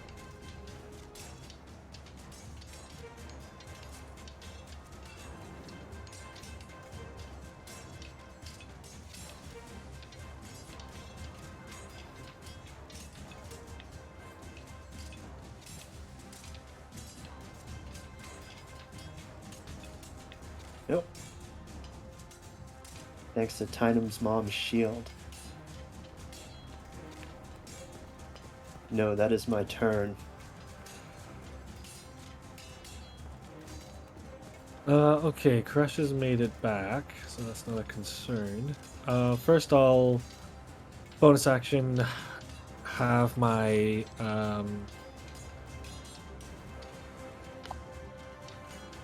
I'm gonna have my Eldritch Cannon be a tiny cannon that's like off my shoulder this time, not one that's on the ground.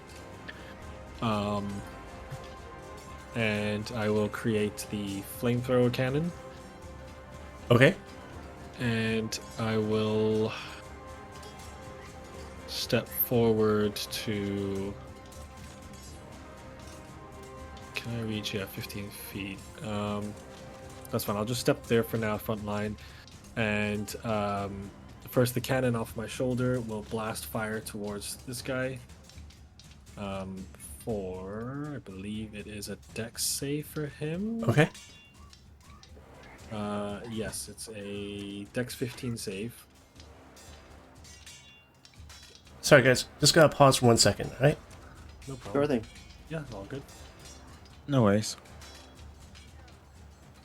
Yeah, I was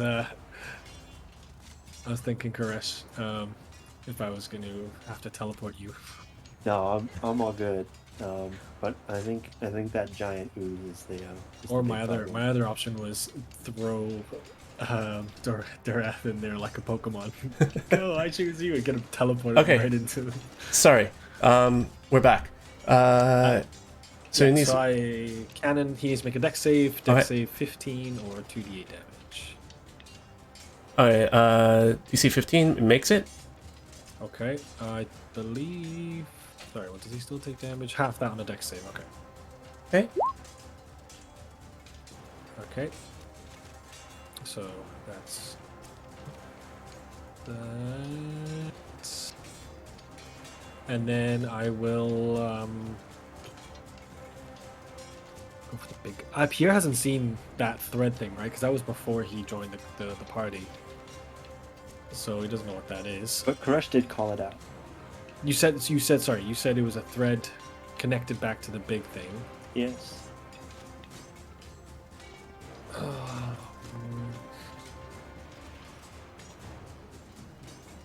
Keep these guys away for a moment. Okay, Pierre's just gonna firebolt this one here, since I've already hit it once. Okay. 23 to hit for 23 will 8 hit. damage. Yeah, and it will take 8 damage. Not bad. That's Anything 4 else? and 8, 12 damage. No, and then I will step. Is there any space back here where I could just move out the way, assuming that? That's a fence, so you could jump yeah, it. like I could. I'm thinking like in this corner here between the houses. Yeah, you can. That would be okay. Okay. You'd be I'll in a stand right bush. Are the two pigs in the pigsty just still happily eating away at their swill? No, in the pigs trough? would have run off at this point, I think. Okay, just checking.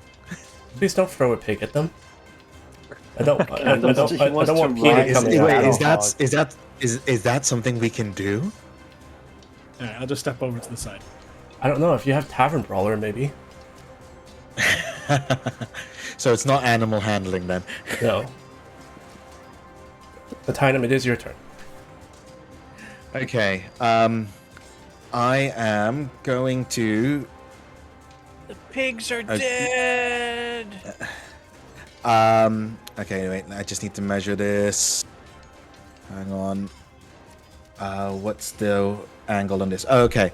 I'm going to cast Call Lightning, Ooh. centered here, Okay. and that means that I can actually get anyone that I want whilst the cloud is active. Yeah. But my first strike will be on the big guy. Right. So, where are you putting it down again? Here. Okay. So that's gonna get. It's a 5-foot radius, right?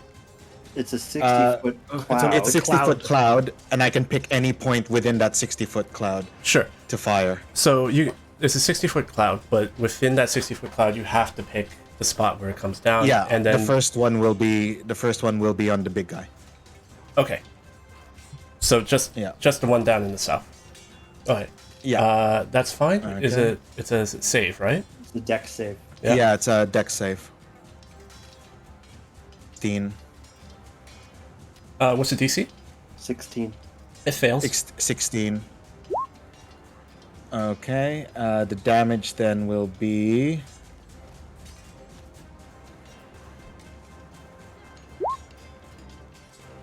And 3, 4, and 6. Yep.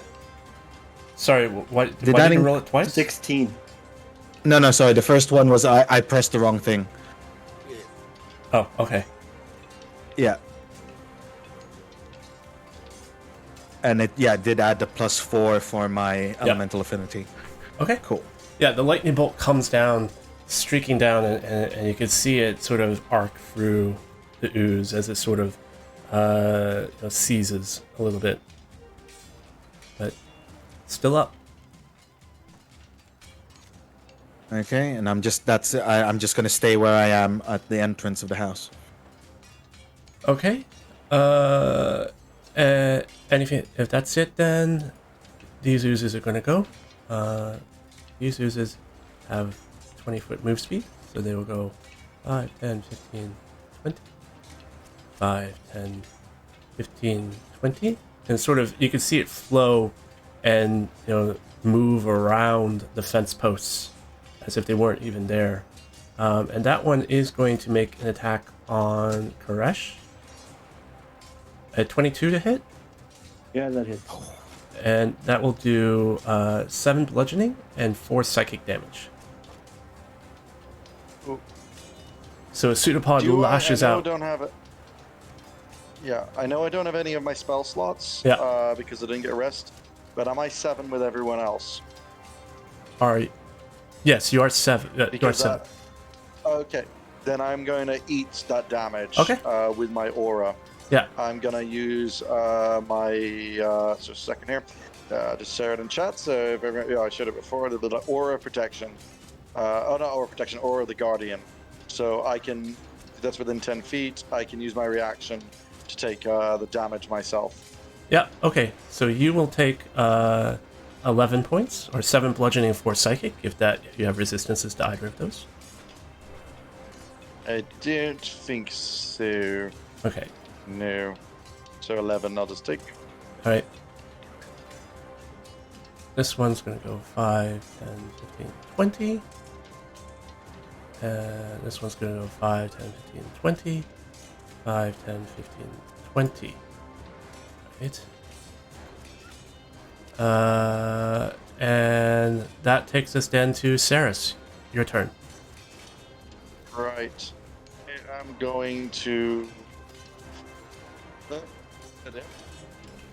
move into that space. And I'm gonna whomp on this thing with me hammer. Okay. Oh, sorry. First things first. I'm gonna use my bone because I don't think it applies. I'm gonna use a second spell slot to my last second spell slot to cast my onto the first level spell, Shield of Faith, so I can get my +2 AC, Okay. and that's a bonus action. And then I'm gonna use my action to whomp on said critter here. Just get actions and Warhammer.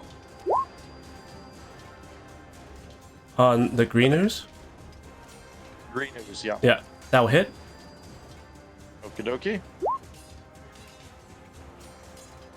I don't know why it's showing my other thing, but yeah. So for bludgeoning, Okay. and I'm gonna roll my second part of the attack action. 16 will hit. D10. Yeah.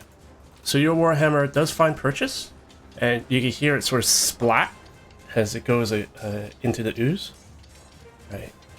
It's still sort of kept its form, but you've definitely done some damage to it. Okie dokie.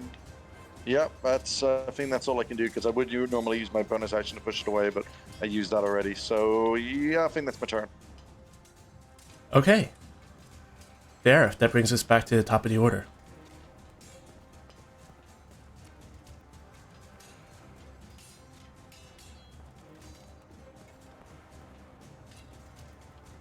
There, David, you're muted. I'm sorry. Thanks for that. So yes, you can see I moved myself to remain within Saris's aura of protection. So I'm going to go back to back with her. I'm going to, as a bonus action, cast Shadow Blade. Okay. And then I am going to swing at the green ooze diagonal to me. Sure. So again, I'm going to do the attack roll. I don't think I have an attack roll for Shadow Blade. So I'm going to use my katana attack roll. And it's, I believe you said nighttime, so I'll use my elven accuracy. So it's going to be a 21 to hit. That will hit. And the damage on the Shadow Blade will be 8 points of psychic. Okay. And then I'm going to end my turn. All right. So yeah, your Shadow Blade comes through the darkness and the twilight and enters into the ooze. And as it withdraws, you can see the ooze sort of, it takes a little bit slower to reform, but it does reform and still maintains its cohesion. The red oozes are now going to come closer and make their way to you. Okay. And this ooze here is going Targets for you, Tynum. to target Pierre, Okay. and it will do one attack on you. A 12 to hit. Miss. Another pseudopod comes at you for 18 to hit. Yep.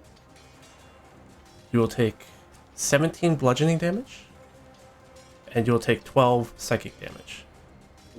Okay. Yeah. Ooh. Okay. I will. Wow. I'll take the hit. I'm still over half. I'll take. Oh wait, I've used my reaction. You've Sorry, already- I can't. No, but you Burned you it. used your reaction, but you got your turn, so you should. I got my turn. Yeah. Shit. Yeah, if I've got my reaction, I'll eat that 12. So how much damage do I still take? It's wait, Rick, do you have the option to take a certain part of the damage, or you have to take? Because it's I actually have to 29. Oh, 29. Well, I'll take. I think I have to take it all because I think it says in my features it says I take that damage. Yeah. So, So I think you yeah. have to take the whole attack. So that would be Okay. Sorry. 29 damage. You're taking. Thank you, but damn. Okay, I'll take it. All right. And then Koresh. I'm not sure if I can take any more damage for anyone else, Oh, but that's great. Thank you. Appreciate Koresh, I need you to take a wisdom save. add +3 to that. You're in my aura. Okay, you are fine. Oh. You can hear the whispering in your head get louder and louder, and it's just like, so many memories, so much to eat. But your mental fortitude allows you to resist and force out the presence. All right, Koresh, it is your turn. You're muted. That ooze did not take its turn. This one, So or did it? all of the oozes basically are sharing a turn. Ah, Okay. okay. Because he didn't move. That's all. He did move. But that's fine. It did move. It did. Yeah, move 20 feet. 20 feet. Okay. Well, that's enough of that. There's a tattoo on Koresh's chest that is of the sun. It's going to start to glow as the air in front of everyone starts to get a little toasty. And he is going to call up a wall of flame. Ooh. Yes. Very nice.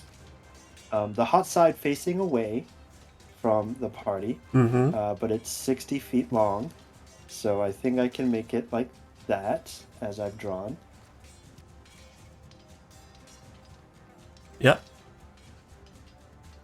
Let me draw that shape. Sure Or thing. can I'll you hold can the you ru- keep that shape there? Yeah, I'll hold the ruler here, but once I release my mouse button, it's gonna go away. Give me a second. Okay.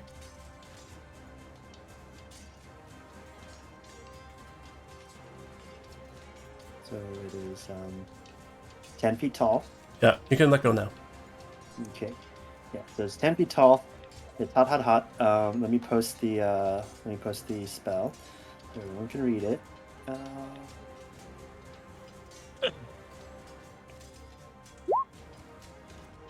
So basically, the hot side is facing out. Everyone is all these oozes here within 10 feet of the hot side Mhm. are going to need to take a dexterity saving throw, or take 5d8 damage. Okay. So they would have to take that save now, right?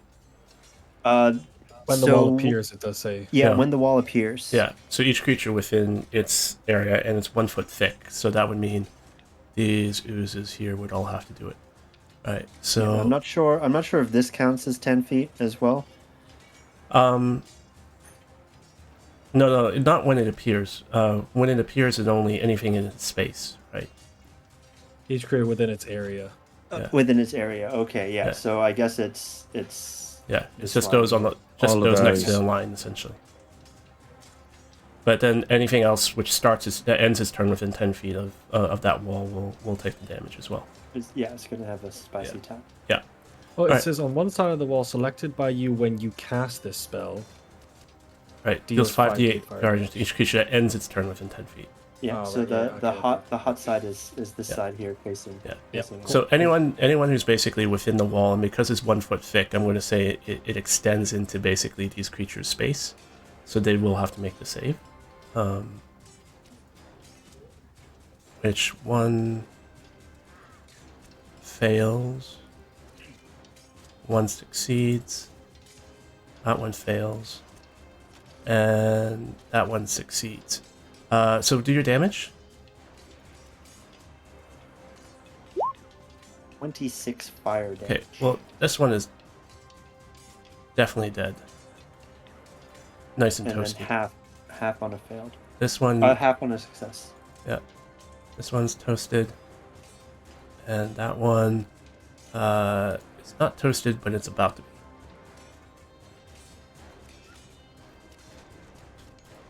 Okay, and then this one, succeeded, so it's gonna take,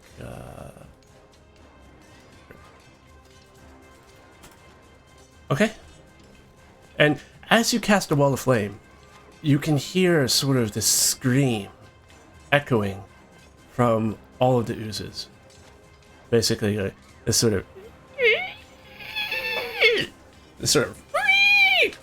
sort of sound. It seems like it really, really doesn't like fire. Anything else? Pierre's beans. eyes light up. Yeah, I'm going to. I'm just going to reposition a little bit here, and I will. Actually, you know what? I'm going to back up underneath the awning here. Okay. Yeah, and that's my turn. So the wall is opaque, unfortunately, so no one can see through it. Mm-hmm. Okay. Okay, so I wouldn't be able to see that one on the other side of me. No. Okay. You can hear the sizzling though. Okay, that's good. Well, if he doesn't see me, now if before I do this, I guess DM, I'll ask if I want to continue to use my flamethrower through the wall of fire, could I still hit the creatures on the other side of it? Does Fire flamethrower through require you to have line of sight? let me see. Eldritch Cannon. It's just a cone of fire. Right. If it's just a then- cone, then yeah, I'll say you can do that. Yeah. Okay then. Then I will actually step away from that guy and go. Is that 15 feet? 5, 10? No. Okay.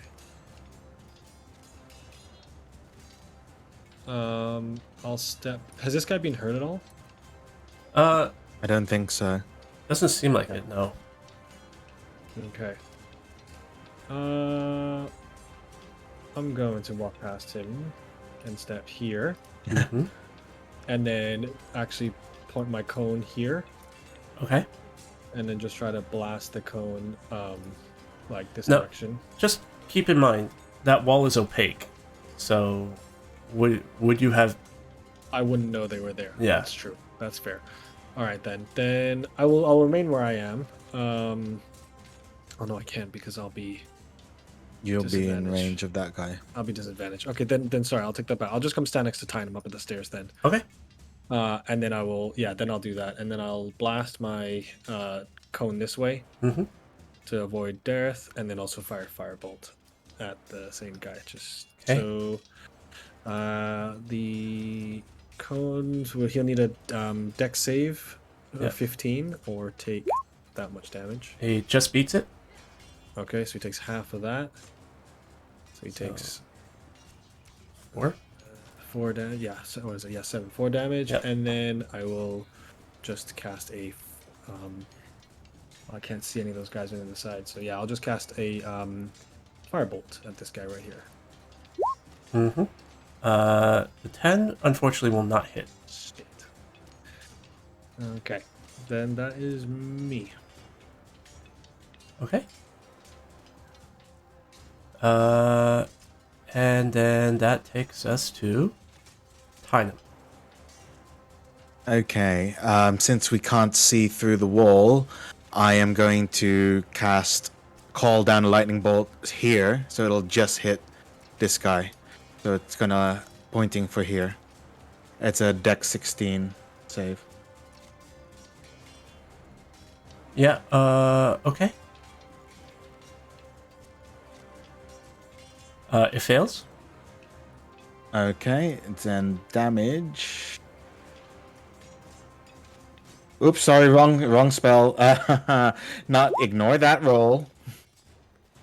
Ignore that one. Fireball. This one. Sorry, I was reading the wrong one. Of all spells to accidentally click. Do it, Tynos. 17. Let's be Take honest. damage. All of his spell buttons are literally just fireball. You know you want to. I just want to have transmute meta magic in a couple of levels so that then we can just have lightning balls that just go everywhere. Okay, so it will make a save. Fails that, so it'll take 17. Was that the green or the red? Yeah, so that's The red, that red. one. So I aimed. Okay, you I need was to tell me aiming here. where exactly. Okay, so you aimed it to the left of it. I aimed here, yeah, Okay. to the left of it. Okay. No friendly fire situations here. Okay. Yeah, and that lightning bolt again, you can see the electricity arcing through that ooze. You can actually see it sort of spread, and conduct itself down that sort of thread, that tendril as well. Anything else? Sweet. Nope, I'm gonna just hold there, and my concentration is still up on the cloud. Okay. This ooze it's only when they end your turn, right? So this one's gonna go 5, 10, 15, 20, 5, 10, 15, 20. As they seem to be avoiding the wall as much as possible. Saris, it's your turn. Sorry, just unmuting myself. Yeah, I'm gonna move myself because if I move, because these kings can't see me, I'm guessing they don't have attack of opportunity. Yeah. So I'm gonna move to. I'm wondering if I should actually move to here because that means anything else coming around the corner, I'll be able to block. So it's probably the safest thing is to move there, and also flanking. Mm-hmm. So yeah, I'm going to now womp on this one. Do I get advantage? You will? Yes, you're flanking. Okie dokie. I will. Okay, there you go. Finally. Noise. So it's the one-handed. So 9 plus crit 3, so 12. And I'm gonna womp again. Whoop. Oh wait, yeah, I still get advantage. Yeah, sorry. Still advantage, so that'll also hit. And so 7 on that one. Okay. Yeah. It definitely looks hurt. And one thing, you'll notice is it's as you hit it, it's taking a little bit longer each time to sort of reform. So it's definitely hurt. Okay.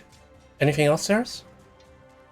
Apart from saying like, she's just saying under her breath, because I will avenge you. And then that's it though. Apart from that, because there's no point push my bonus action to push on it. They ain't gonna do anything, or try to knock this thing down because I think this thing ain't got legs. So Yeah, it doesn't no really push Into have. the wall. Yeah. I don't think keep it. the wall of fire. Shove them I into don't the know if wall. I can push it. I think that's I think I can do. I was reading the DMG the other night, and I think if I try to push something sideways, I think it's with disadvantage. But Can you if not you're just- okay with that, DM, You can't just move up to here. Up? You can't if move I just try to up. put, well, You could Oh, stand well, there that and would- just shove it in. it's part of the attack. I'm a purist with how I do the attack thing, where you can't break up your attack, where it's part of it. It's part of a bonus act. It's. Let me just read it 1 second here. Just gonna read the wording to make sure I'm all. Here, sorry, a second. Where's my features and traits? Shit, 1 second here.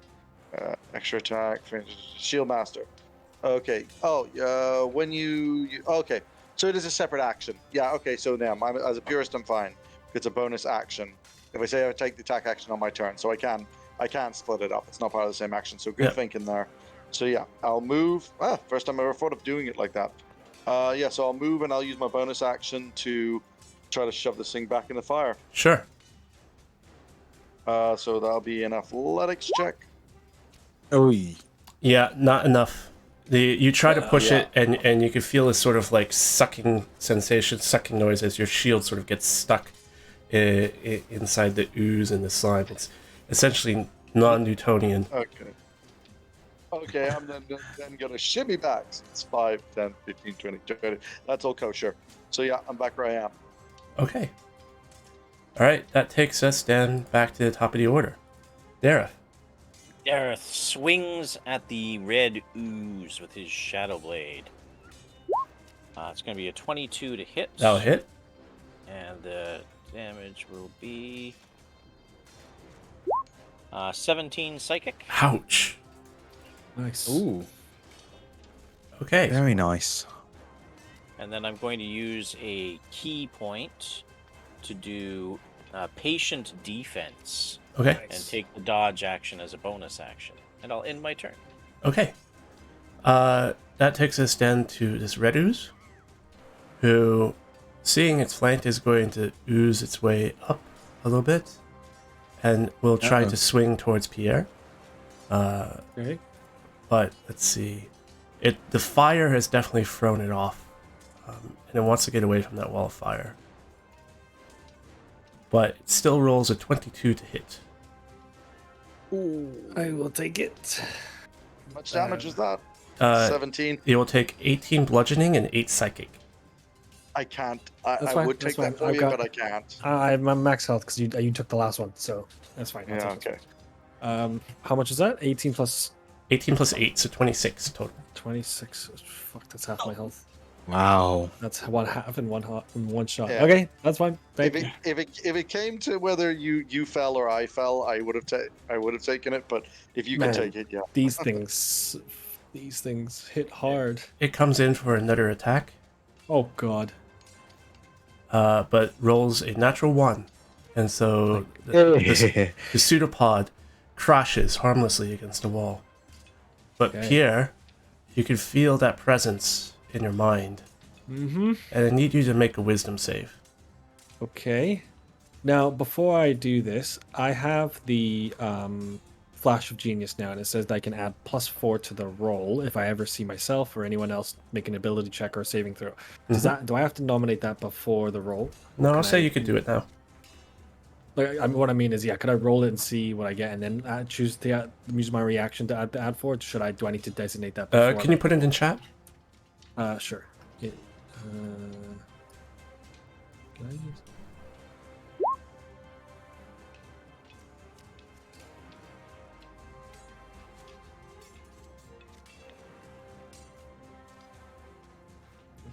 Doesn't specify. Yeah, Doesn't but specify. It doesn't say, so I'll leave it up to you. I'll say it'd be okay. Yeah, make the roll first, and then you can Okay. decide whether or not you want to add it. Did you say his wisdom save? It's a wisdom save. Wisdom save. Okay. I'm going to add that +4. See if that helps. And also, you can add a +3. Remember, you're in my aura. So that's plus Sure. 7, right? 7. So 16. Okay, 16. It's not enough. That's okay. Yeah. So you will Die. take No, sorry. 1 second. Oh god damn it.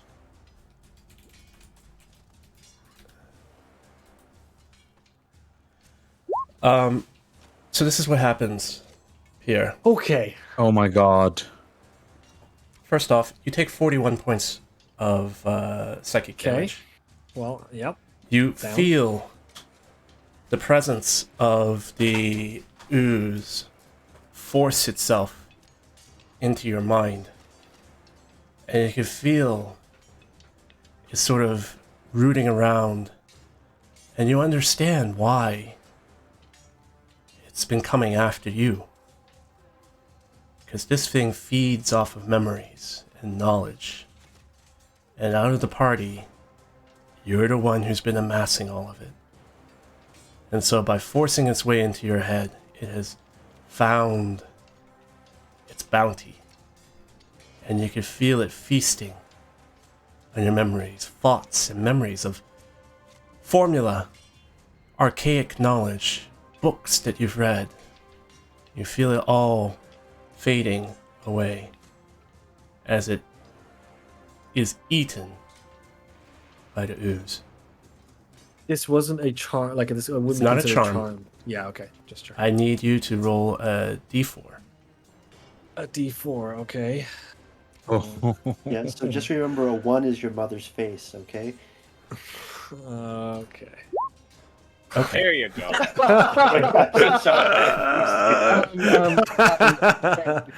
stop helping, I think is the phrase. Until you What- finish a short or long rest, or you've received a greater restoration or heal spell, you will need to subtract 1 from any ability check or attack roll that you make. Okay.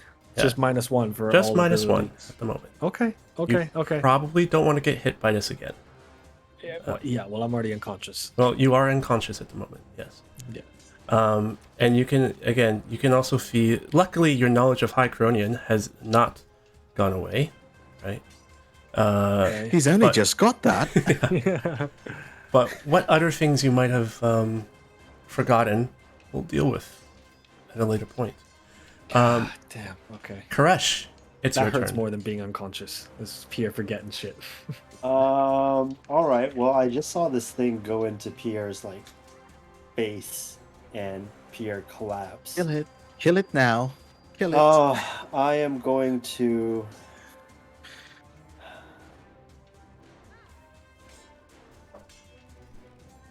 All right. I think I probably should bust this out. I'm going to. Oh, sorry. These other mobs are going to have to move away, and they will. Okay. Yeah. Okay. Okay, so I've bought us some time, at least. I'm gonna keep that wall up. So I can't do anything concentration. Really sucks that my only heal spell is a bonus action, but it is what it is. So you're getting a healing word at level 1. I will take Pierre. anything. So Thank you. take that 8 Eight. HP. Thank you. Kit Koresh is going to move out to get a clear line of sight. Mm-hmm. And I am going to produce flame because I cannot cast guiding bolt. Yeah. Go for it. 23. That will hit. So 8 magical fire damage. Oh, that 1. Yeah. It's really struggling to keep its form. But that's all I can do. As you hit it, you hear from the ooze speak at you in Pierre's voice, going, "Why are you hitting me? Stop it!"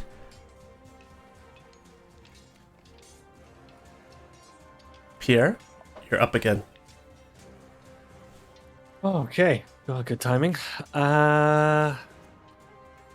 Okay. I can't really. I will first. What's my bonus action here? Can't move to it. Okay, I'm going to actually. I'm going to step to the here. And try. Oh, I need to finish this guy. Who's next? Tandem's there. I'm gonna go fire this way. Okay. Can I avoid? Yeah, I can avoid Ceres that way. Yeah. And then first, that's the cannon goes off for a Dex 15 save. Fails it. Takes 11 fire damage. All right. As your flamethrower goes, you can.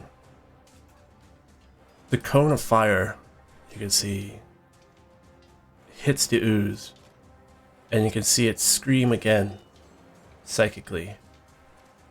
And you can hear your own voice screaming back at you as the ooze melts into a pile of goo, no longer with any cohesion.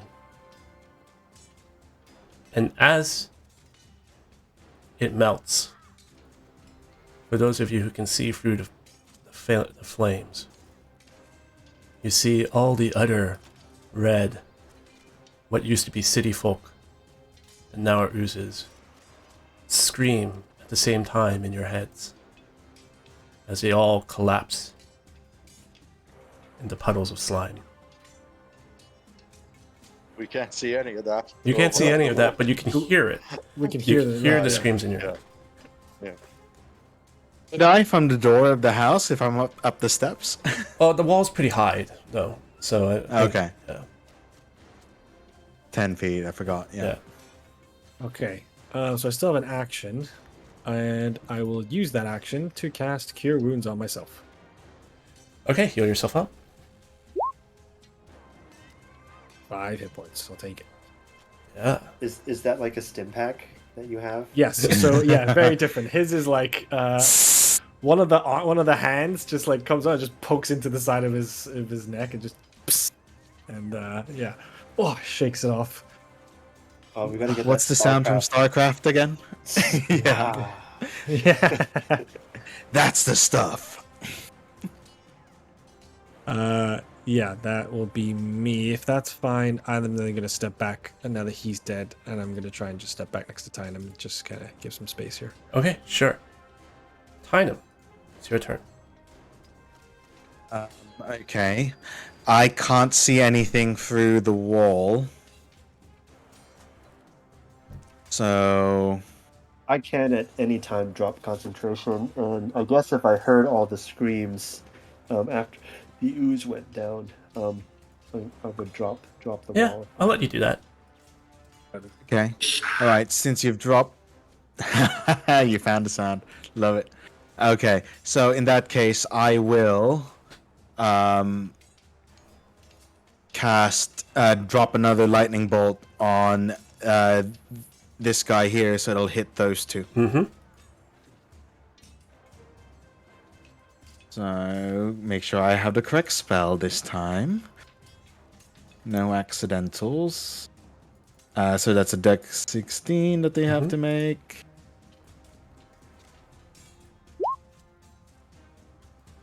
Yeah, that one fails. And you can see the lightning as it comes down, basically strikes it and almost immediately destroys it, but you could just see it at the last second sort of pull itself together. The other one, Right. doesn't matter what it rolls because it was on its last legs already, and you could see that sort of disappear and dissipate in sparks of electrified goo. Arnhem just smiles and his eyes are a bit glowy. Do you know what happens to an ooze when it gets struck by lightning? No, we're not doing that. Do tell. Same thing as everything else. All right, anything else, Tynum? No, there is still one more on the board, so I'm just keeping my wits about me and holding the cloud up. Okay. And this last one is going to go 5, 10, 15, and with its last breath is going to make an attack on Saris. Is that the last one? I thought. Is this the guy still around? Oh, wait, no, there is one more. Yeah, I missed that. That's the one I was thinking of. Oh, that's the one. Okay. But it rolls a 15. As in, hit, I was which thinking. misses. Yeah. This one is going to come 5, 10, 15, and we'll try to hit Dareth. With disadvantage. With 'cause I'm disadvantage, because you're dodging, and rolls a 9. So I don't think that's going to be enough. dodging. Correct. And that takes us to Saris. Okie dokie. Trying to see what the best move here is. Probably stay where I am standing wise. But yeah, I'm gonna womp it. I mean that's so I'm gonna womp the green boy. Womp womp. Hey. Okay, try another womp. That There will it hit. is. That's better. Yay! 7. Yeah, and with that, you hit it, and it does not get back up. Lit. So spits on it. Yeah. Okay. Oh yeah, sorry. And for my move, then, if I got movement, I'll move around here to give Dareth the flank. Okay, which then takes us to Dareth. Gonna swing the Shadow Blade at this thing. For the Shadow Blade damage. Yeah, that'll hit. That'll be 12 psychic. Yeah, and you are able to do a significant amount of damage to it, but it is still standing. I'm going to use a key point and dodge again Okay, as a bonus action. End my turn. the Just in Oblex case is it's dead. still alive. So Koresh, your turn. All right. This thing is still standing. All right. Let's finish it off. I don't want to spend another turn on it. I'm going to cast a guiding bolt at it. Yeah.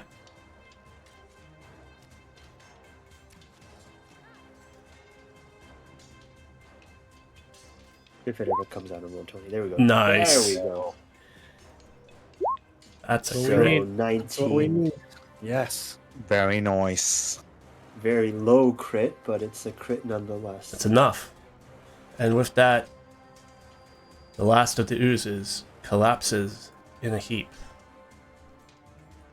And with that, you can feel the presence in your mind fade. As Would an eerie I- stillness resumes over the burning city. I Where's had the really hoped that we'd never see one of those again. where's Aaron? Where's the little boy? You can see now that you have some time to look over the bodies that these are essentially the oozes forming humanoid faces and figures, but you see no trace of the boy or his mother. The actual bodies and the people that these oozes have taken the form of are nowhere to be seen. Ceres, did you lead these creatures to us? She'll turn and look really indignant and go, "I did not. These were. I'll remind you, these were people. They do not look like people. Well aware of that. Said they were. Did they Wait, follow Little you? ri- No, they did not. They were here when I arrived back. It's the same thing that happened to poor Jasper at the observatory.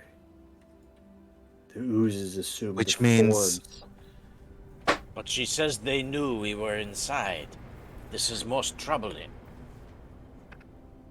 Well, it is a psychic creature, and if it's eaten memories at the little boys, and we only saved them next door, almost.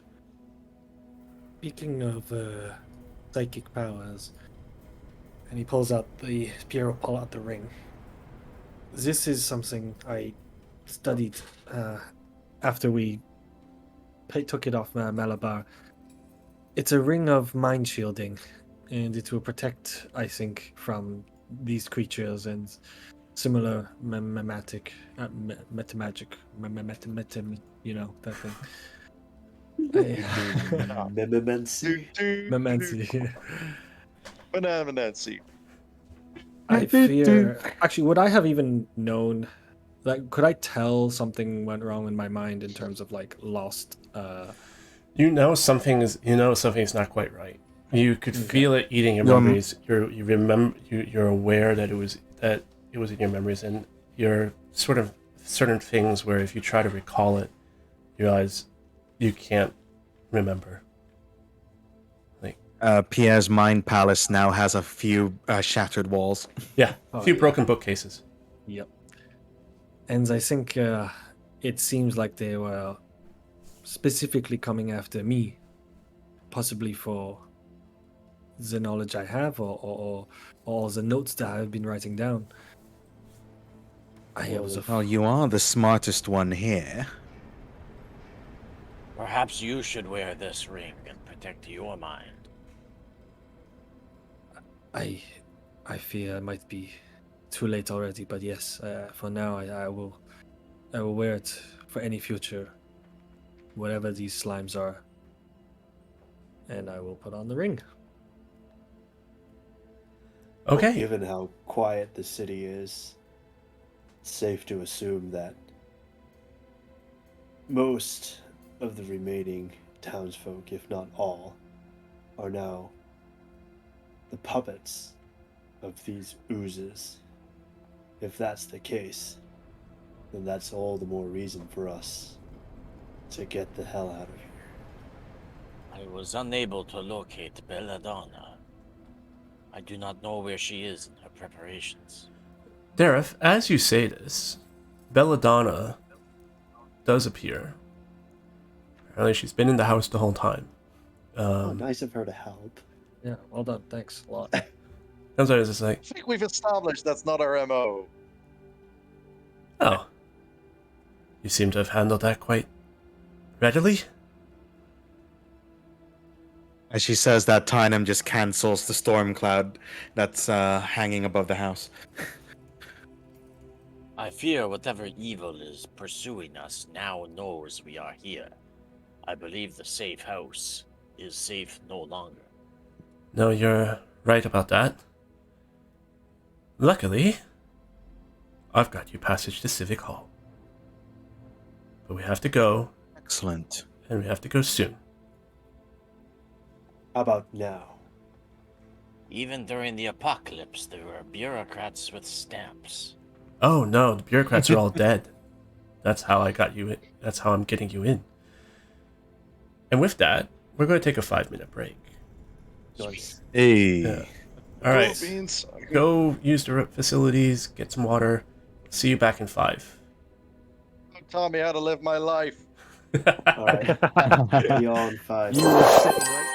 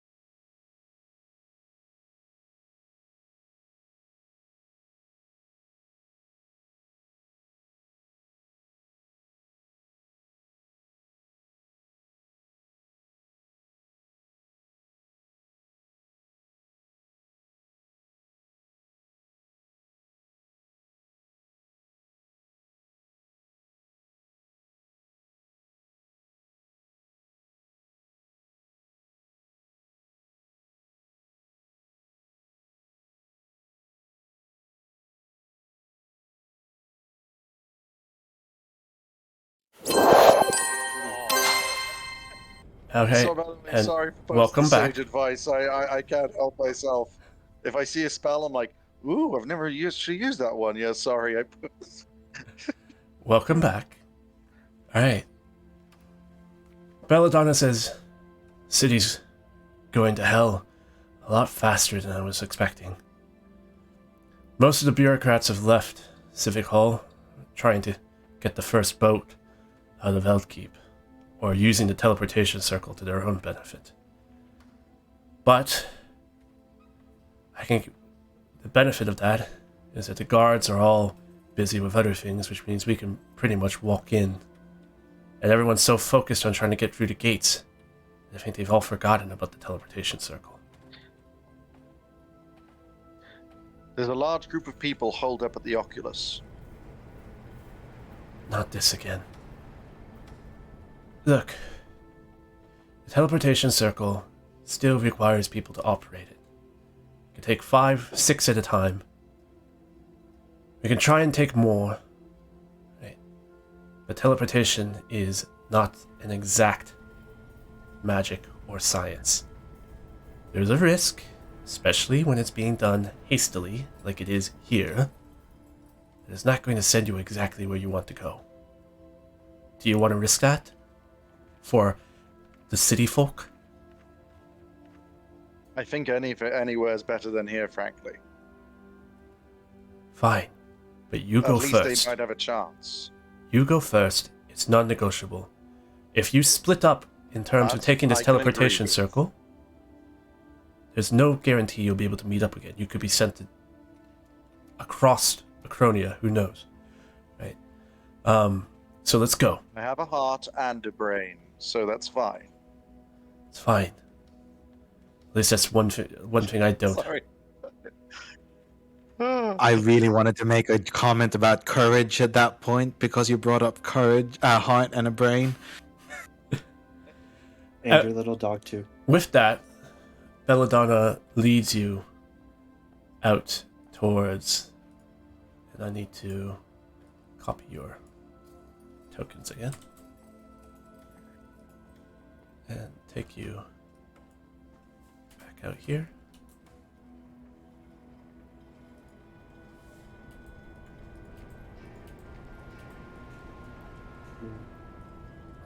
A second. And you find yourselves on your way back towards making your way out of the streets. Alright, so Belladonna will lead you towards the teleportation circle, which is item 12. Wait, don't we need to grab people from the Oculus first? Oh, you can do that. You can do that on the Before way. we go, So Yeah. on the way. before we go, Pierre will just say to the group, I think I'm going to need a moment here.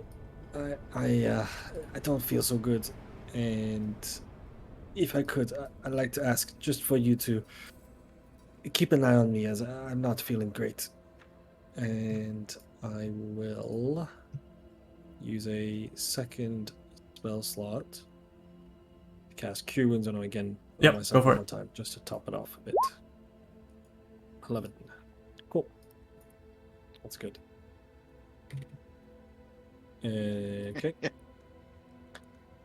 Okay, so you can head towards the Oculus On the way. on the way. Right? And as you approach the Oculus, the door opens, and the gnome that Pierre, you recognize, sort of looks at you, says like, You survived. I could say the same to you as well. Now, Pierre, do you How- remember this gnome's name? Yes, I Because- think I wrote it down. Because you don't. Oh, do I not? Oh, of course. So do I remember who he is? You remember I the recognize face looks familiar, but you just can't place it. Okay. Rub the Sultan, did I learn his name when I was getting people in? Yes, you did actually. Well, you were with me, weren't you? Who came with me to the? It was- Someone came with me. Sarah. It was didn't- Saris. I didn't go inside though. That was when Oh, that was okay. when I was Okay. skulking around outside. Right. But this time, did I learn his name? Yeah. Do you remember his name? Well, I don't. Well, because I didn't make notes for a conversation I wasn't at before. But this time, Let's see. I might have it written down here. Yeah.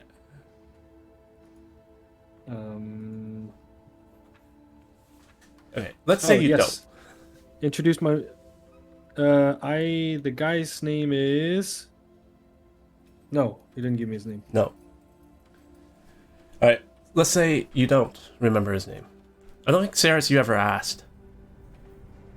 well, yeah, we kind of rushed past Yeah. that meet Yeah. 4.5 hours. I did tell him who my mentor was. I never got his name. Yeah. Like. So, are you coming in or not? You're coming out with us. What? We're taking you to safety. No. Cannot stay in the city yet. No, this is my What do workshop. you mean no?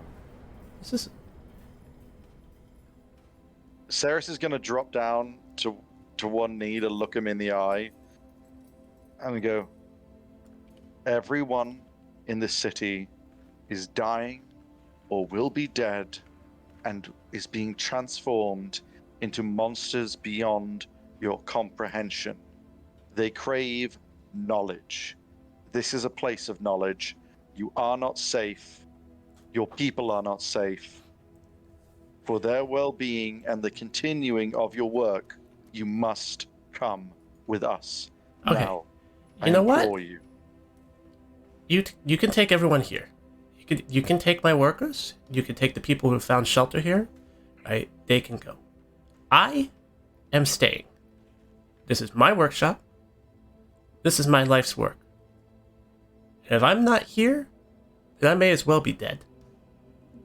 So take everyone else. That's your choice. I can't make that for you. But thank you for at least seeing some reason. But I hope you change your mind at some point. Oh, I'm I'm gonna. dying to test out this new contraption I got. Those monsters won't know what hit them. Pierre will stop then, if before, and then be like, Monsieur,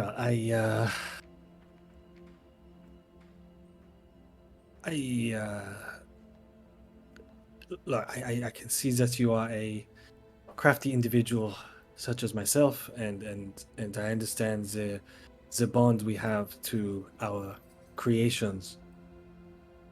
But you must consider that if you were to remain alive, maybe one day you can come back to all this. And I'm not saying to abandon your creation in any way. I'm saying just to lock it away for a little bit, and so that you may return to it once again. Kind of. Tidal calls lightning on us. You want to die here? Sorry, this is what I get. This is what I get for clicking something in the spell description when I'm browsing D&D Beyond. Apologies. Tidal, give me some warning before you decide to do a surprise round, all right? The gnome is obliterated. The gnome looks at you, Pierre, and says, well, you get to my age. You do what I do. You understand there's some things worth staying for. Alright? Now, your friend here says it's my decision. Well, I made it. I made the Well, Oculus. I'm sure as hell gonna be here when it blows up. And if anybody's gonna blow it up, it's gonna be me. Well, from one artificial to another, I wish you all the luck, and I'll wish you the best. Bon chance. Yeah, Anyone who whatever bon chance to you too. Right, anyone who doesn't want to stay here with this crazy little gnome, we're leaving now. All right, so Great. as the gnome sort of gestures to some of his workers in the back, and all in all, you can see that there's some city folk that Saris has helped to sort of save and usher to shelter, plus a few of the workers who happen to be at the Oculus already sort of make their way over. And all in all, you count about 30 of them. And you can see Belladonna sort of shaking her head, and she's just going, "It's too many." None of them look squeaky clean like the goo people. No. They all look scared. They all have expressions on their face. They all, nothing smells of sulfur here. They look like very scared, commoners. And Belladonna's just going, 5, 6 at a time. Takes, 10 minutes to cast? It's going to be a couple of hours at least to try and get them all out. And not to mention the mages who are going to be powering the teleport circle are going to need to rest. It's too many. Alright. We'll do the best we can. Is there any way we can at least bunker down and defend the teleportation circle and take rest so that it's not such a threat? You saw how many fiends there were. You saw how many things there were out there. The safe house, if we were going to bunker down, the safe house was the place to do it, and you saw what happened there. Perhaps they might be safer with the crazy gnome and his contraptions in the Oculus. If that's the case. But either way, It'll be a slaughterhouse if they stay. we can't it'll be the same here. spend hours debating this. We must leave. Let's save as many Just as we save can. as many as we can. Hey, you owe me a Coke. Yeah, and Belladonna nods silently and leads you northwards towards City Hall. You can see the city is emptying out. You can see almost everyone who's in the city at this point is gathering and fleeing towards the gates of Axon. And so it is oddly quiet and still. You can hear in the distance the crackling of fire, and you can see the orange glow of embers as ashes and embers start floating up from buildings in the north and the east. But the streets are empty, and you make your way up towards Civic Hall without incident. Are there still demons flying about? You can see shapes flittering across the sky. You can hear the beating of wings. You can see, as you look up at the moon, shadows flying across the moon. But they don't seem to be touching down in the city. They seem to be flying every which way, but mostly towards the north, towards populated areas. And they don't look like they're necessarily leaving the city. Could we tell, like for example, if we're near any of the city walls, or if we can see the city walls, like, are they flying beyond the city and out and sort of into the wilderness, or are they just kind of like in and around the city? You can't really tell, but from just direction of where and the height that these things seem to be flying at, you kind of have to assume they're not staying, within the city walls. Okay. All right. Keep your heads low. Stay close. As you approach Civic Hall, you can see that the building has been damaged. A large piece of what looks to be a roof from Embassy Row lies embedded in the side of the building. But for the most part, Civic Hall still remains intact. The guard presence that you saw when Eldkeep was functioning normally have all disappeared. And the doors lie open and dark as papers and dust float around in nimbus around the gates. Belladonna turns to you and says, "Look, the teleportation circle's on the top floor. Shouldn't be a problem getting up there. Convincing the mages there to let you pass and to let all of these behind us pass. Well, that's a different story. I can get you this far. The rest is up to you." You're not coming? Oh, no, I'm coming. But I'm not the one with the way for words, right? My deal was to get you here. It's your job to convince the mages there to let you pass.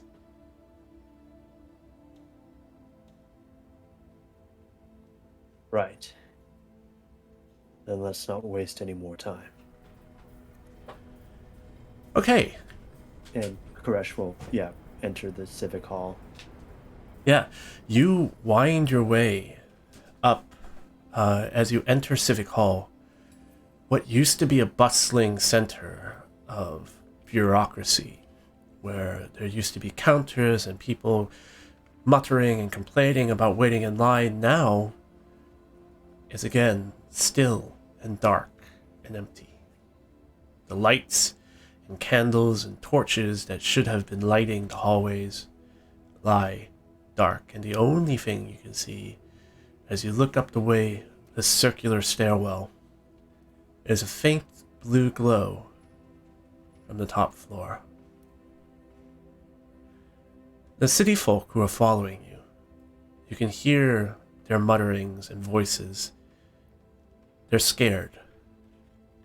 But taking your example, as you make your way up the darkened halls, they follow along. You make your way to the top floor, and I will put you where you need to be. Just give me 1 second.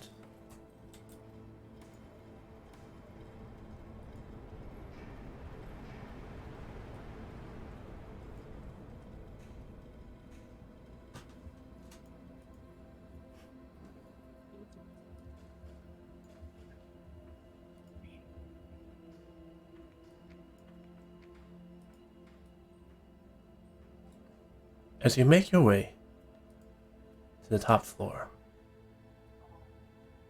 Wait, do you see this? Uh-oh. What's going on?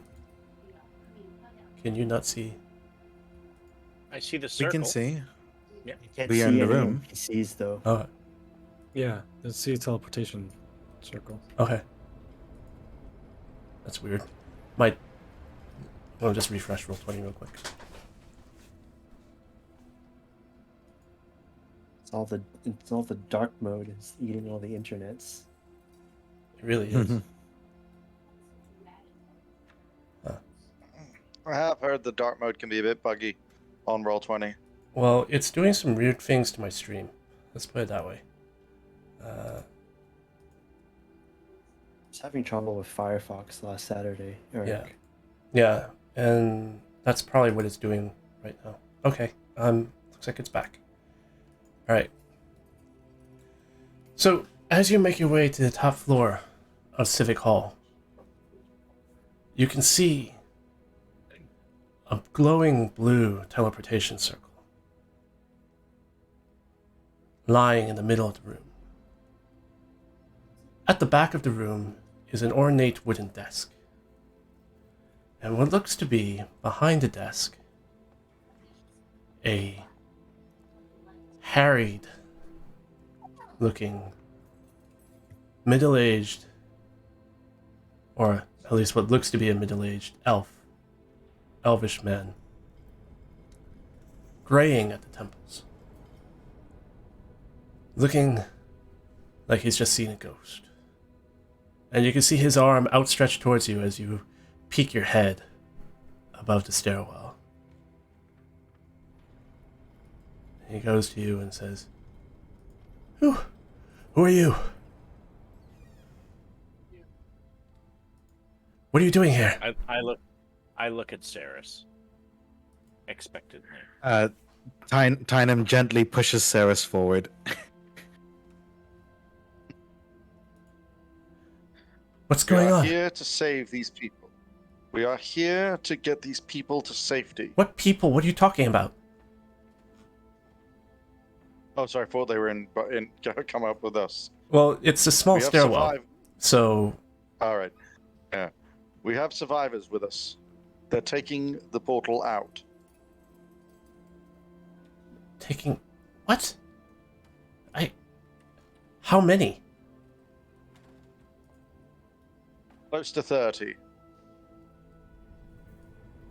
Let me put 30. I'm going 30. to speak into Saris's mind and say, 36. Don't forget us. And us, of course. So 36. Well, actually, yeah, is Bella up here? Yeah, Bella would be up 36 here. with Yeah. this one. Let me put up a Yeah, token for Bella. 36 to be specific. Yeah, let me put up a token for Bella. Just not that you'll need it, but just to give you an idea. Right. I can only cast for 6 at a time. It takes me Yes, like we're 15 aware of minutes to that. cast. And I need to We rest. appreciate the effort involved. We appreciate that too. We know that we might not succeed in getting them all out, but we must try. The city outside is a hellscape. These people will not survive otherwise. Saris, give me a persuasion check. This is when I rolled a 2. Hey. Nope. Yeah. Hey. I was gonna offer help, but you didn't need it. The elf looks at you. And I guess maybe seeing the sort of the sincerity in your eyes goes. I am covered in now a bunch of wounds and a And lot also of possibly dirt. intimidated by the fact that you are covered in basically ooze and blood and char and all that stuff because you haven't actually rested since you beat up a big tentacle monster. Oh, Yeah. I'm not looking great. Sort of gives a sigh. It says, "Okay. Look, I can send you to Ravensheart. How about that?" Ceres turns to the others. Does that help? That Would would Emberfall be Timberfall. possible? Timberfall. for the townsfolk. The townsfolk Would should Tim- go. Sorry, Yes. but we Where wish we to go go- somewhere else, Saris. We are not going We to wish the to- same destination. Yes, we are going to a different destination. We are going to Timberfall. But if Ravenswood is safe, then please send the civilians there. What? Why would you want to go to Timberfall? There's nothing there. We are trying to put a stop to what caused this calamity. We think the answers are at Timberfall. What do you think you're going to be able to do? Whatever we can. Fine. Timberfall then. I can get you to. There's a teleportation circle near Timberfall. It's about a few miles away. Will that be enough? That'll be sufficient. And Ceres is going to walk over to them and basically is going to give a very polite, basically a bow of respect and go, I know that we are asking much, which is why you have my thanks. Every life you save will be a life that gets to be lived. Every life you don't will just join this creature that is enveloping the city and make them stronger. So Right. you have my thanks. No, you're right. This is the right thing to do. Oh, gods, you smell like death. Can you maybe step back a little bit? My apologies. There's Um, no bathhouse out there. it's going to take a few minutes for me to cast, especially for Timberfall. I'm not that familiar with the circles around that area. And with that, the mage will come over here, and you can see him close his eyes, start chanting. You have about 5 minutes, or really it's going to be Ceres is about gonna 10 go minutes. down- But what are you going to do? Well, Ceres is going to go. Ceres Places, is going to go everyone. downstairs and brief the civilians that they're going to be dropped off. That we hope to get them dropped off at Ravenswood, as many as we can. Right, Belladonna's going to turn. No, Dareth, you go first.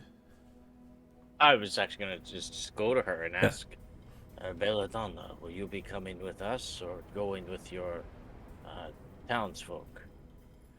No, I am going to Ravensheart. I'm. Keep calling Ravenswood. Sorry. You're welcome to go to Timberfall. I understand your desire to do it, but you also have to understand that's not my fight. Whatever happens with the Order, it was you they were after. It's you who needs to finish it. Indeed. I hope you keep safe. We are grateful for your assistance throughout. His coming is inevitable.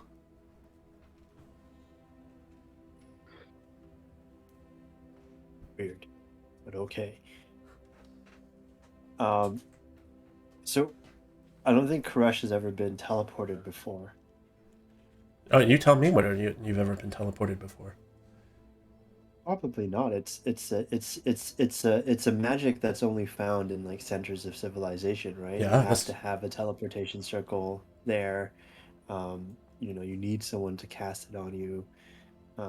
So yeah, he's probably never been teleported before.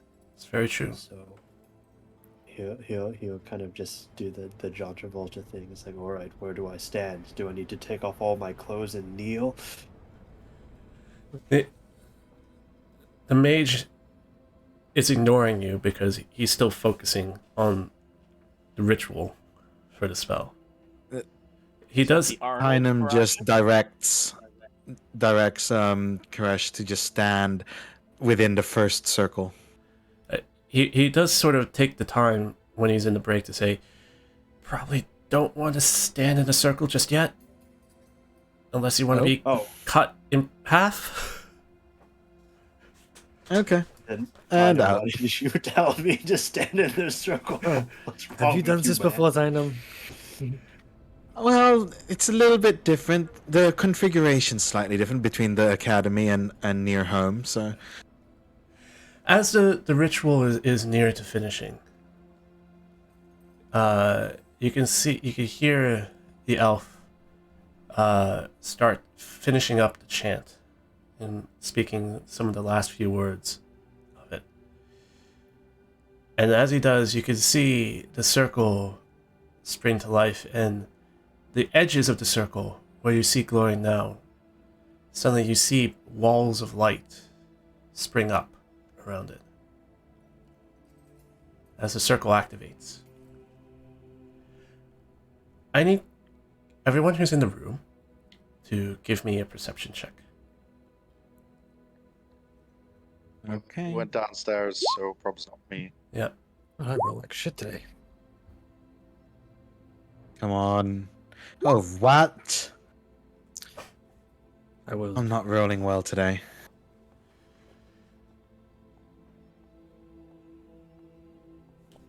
You hear the elf finish his his chant. And as the teleportation circle activates, he turns to you and says, "Okay, it's active. Timberfall. You're welcome to..." And that's as far as he gets. And as you look towards him, you see his head jerk. All of a sudden. And what looks to be a fountain of blood begins gushing from his neck. As he falls to the ground, a crossbow bolt lodged in his larynx.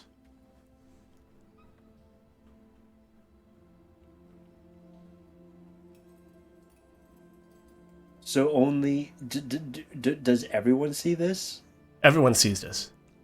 Everyone who's in the Everyone room, sees including Koresh, Dareth, Pierre, Tynum, Belladonna, any of the city folk who would have been standing in this area here. And you hear screams and panic as the wizard falls to the floor, gurgling as his lifeblood escapes. Did the crossbow bolt come like from behind through his neck? Yeah. Where we tell direction, like the way he fell, or Well, his you can neck, like you can see that the blood basically spurted westwards. But it doesn't take you long to understand where it came from. Because from out of the shadows steps a hooded figure, dressed in black robes, a mask over its face. And Here we go. we are in initiative. shit, I am half health. All right. Out of character, who here has any medical skill? Any, I do. I took- any healing abilities. I have cure wounds, and Koresh has healing word. I have healing. Yeah, if that guy, if the is elf boy dead or just Oh, he's dead, gurgling, as you say? He's dead. Oh, god damn it! Okay. I think Darath is in a bit of shock. Yeah, just or like admiring the assassination. Like, damn, that was clean. Yeah, Ooh. maybe it was familiar.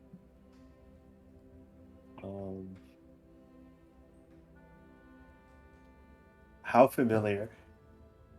Uh-huh. Well, let's see. Yeah. Okay. Everybody's in initiative, I think. Yeah. Belladonna? Belladonna is not acting. Belladonna has no combat ability for the purposes of this. She is a spy, and she is a contact handler for a safe house. She is not an adventurer. No, it's not about hitting things. It was more like if they need to get the fuck out the way if these guys start flinging fire or anything. Oh, she will. Yeah, she will absolutely get out of the way. So I don't think you have to worry about that. She's not a field agent. Yeah, not a field agent. Okay, Saris, your turn. Oh, Saris is pissed off. Like, she's had a hard day. And now this bullshit. So yeah, she's gonna make an angry beeline right to this person. So was this person does this person armed with anything, or are they just holding a crossbow? They have a crossbow, Or and they what are they? have what looks to be a long, curved sword. Actually, quite similar to what Dareth has in his hands. Oh They my. are they holding this said thing, or are they? They've switched to it, yes. Okay. I got a question. Mm-hmm. Can I try to knock it out their hand? Because I know there's what's it, Mikola? I'm opening up even the optional DMG stuff Yeah. here, like about the idea if you want to try to knock something out of hand. because I think that's the Disarming main thing. someone? I don't want this. Yeah. It's just give me 1 second. I'm on the page. On.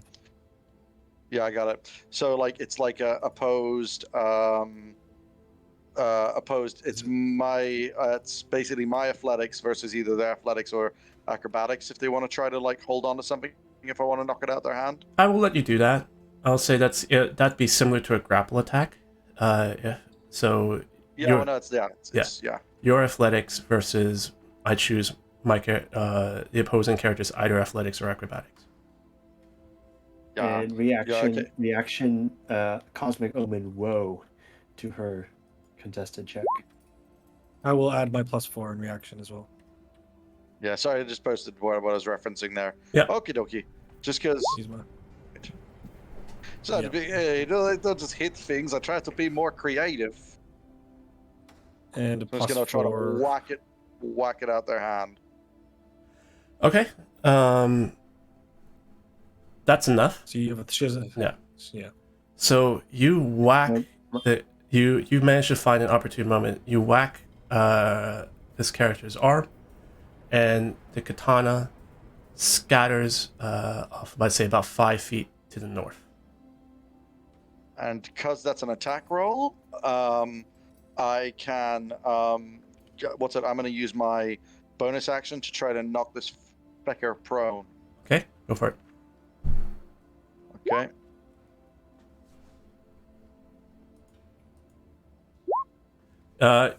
Unsuccessful. Damn. Because I'm trying to stand. you've knocked the disarm katana out, assassin. No. but the assassin is able to swiftly dodge out of the way of the shield slam.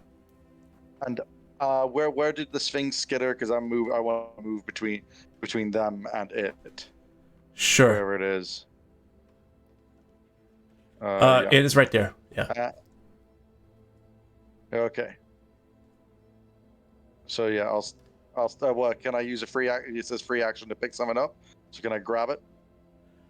No, I'm going to say because you also basically did an attack to knock it out, and you tried to shield slam, and you're moving. And so I'm going to say you've got your hands full. You would have to switch out. Okay. Yeah. Fair enough. Yeah. That's fine. Yeah, I know. It's because I got a shield as well. I don't Yeah. have a free hand. Yeah. That's cool. Okie dokie, but I'm gonna basically what I could do is can I at least stand on it if that's the space it's on? I'm just gonna make sure I've got a foot on the damn Sure, thing. you can try. Yeah. Yeah, okay, so I'll stand on it, put my foot down on this so they're not just picking this right back up. Yeah. Okay, yep. All right, Tynum. Okay, and that's all in turn. Okay. Oh, okay. I'm just going to. I'm already on the edge of the circle. Even though the mage is dead, the teleportation circle is still active. The teleportation circle is still active. You don't know for how long, Okay. but it is still active. Right. I'm standing on the edge of it anyway. I am just going to firebolt, the attacker. Okay. Okay. No whammies. No whammies. That'll hit. 22 to hit. Okay. And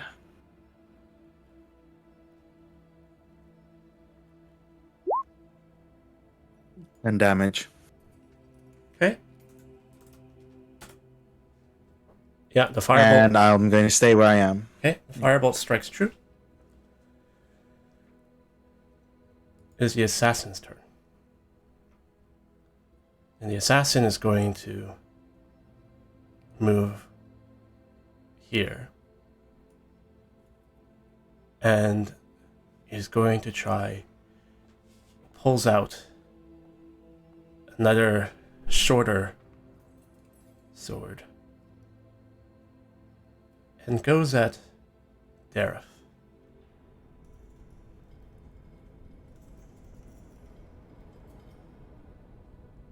A 20 to hit. Hits. Okay, and that will be...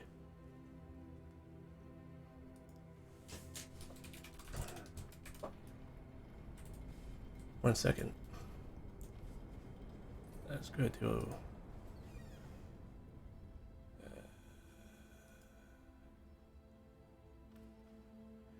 Dareth, as the shorter sword plunges towards you, you're going to take 62 points of damage Oh as my it days. as it finds the gap in your armor, as if they already knew. Wear armor. Well, whatever you're wearing, it seems to be very well aware of your defenses, and is able to critically hit and deal you with 62 points of damage. Razo, Is that who's good? having Batman? Would Yeah. that knock your ass? Would that knock your ass down or not? I'm dead. Well, I'm unconscious. Unconscious. I'll take it. Yeah, not I'll take that it. I'll take it. It'll knock me out, but it won't kill me outright because my max is 65. Well, it won't kill I've got 17 left. Well, no, it won't kill it Dareth won't outright. kill her. It won't Yeah, kill Dareth's Dareth. like- Yeah, Dareth either. it won't kill him, but he's more useful standing right now than I think in this situation. So I'll take the reaction. If anyone's dropping to the floor, it's my job. It's the tankiest job. Okay. Although the number of times I'm hitting the floor, so I'll take it. Saris, then you are down to 0. Yep. All right. Didn't you say you? Oh, that's right. You had 65. You don't have 65 at the moment. No, Just drop the Saris was fucker. already hurt. So go make it count. She will attack again. Oh damn!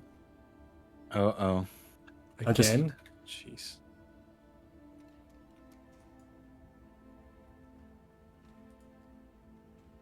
Uh, 21 to hit.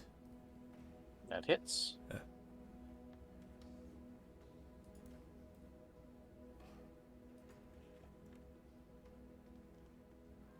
And that'll be 56 points of damage. Oh. Holy shit! Who's this guy? Okay. This is not good, guys. Remember, this Are is you- their backup weapon. This is Are you their still main standing? weapon. No, No. no, we're both down now. We're 2 down. The character, the person grabs the katana, Oh no. winds up back My here. body's on top of it. My body's on top of it. Okay, fine, your body's on top of it, so she'll leave it then. Hey. She can just take Dareth's katana. Oh yeah, true. Hey, don't give her Sora, ideas. 10, 15, 20, 25. Actually, she won't move. She'll be there.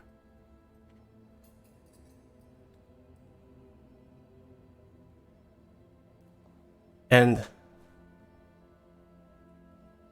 she will take off her mask. And you can see a female face, a human face, a scar on one cheek. And for Koresh and Tynum, who are here and are awake and can see her, And Pierre too, right? And me. Pierre sees her, but doesn't recognize her. Oh, okay. Koresh and Tynum, you recall seeing this face. You recall seeing the black hair, although it was tied up. She wasn't wearing letters. She didn't have the scar. But you remember seeing this face. Someone who served you a drink No. all the way back at the academy.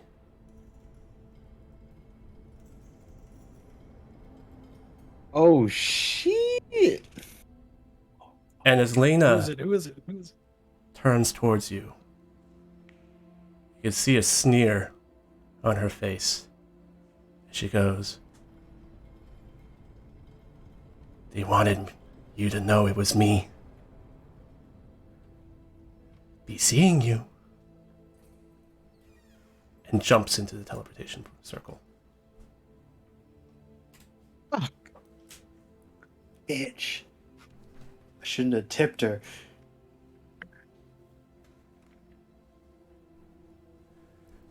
You're out of initiative? Got some I'm death gonna- saving throws to make though. Yeah, so I'm gonna immediately cast Cure Wounds on Dareth in front of me. Yeah, I've got Ceres. Let me just 10 healing for you, Dareth. Sweet. 6 for Ceres. Thank you.